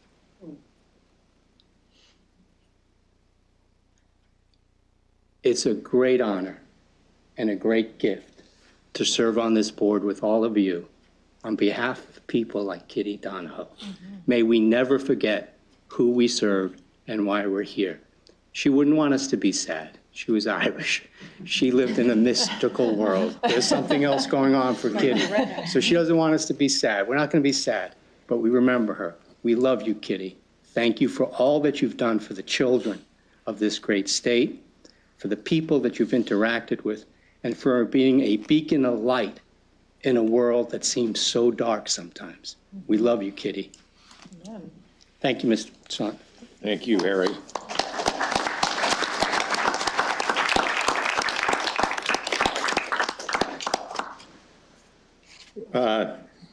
I think that closes the open session.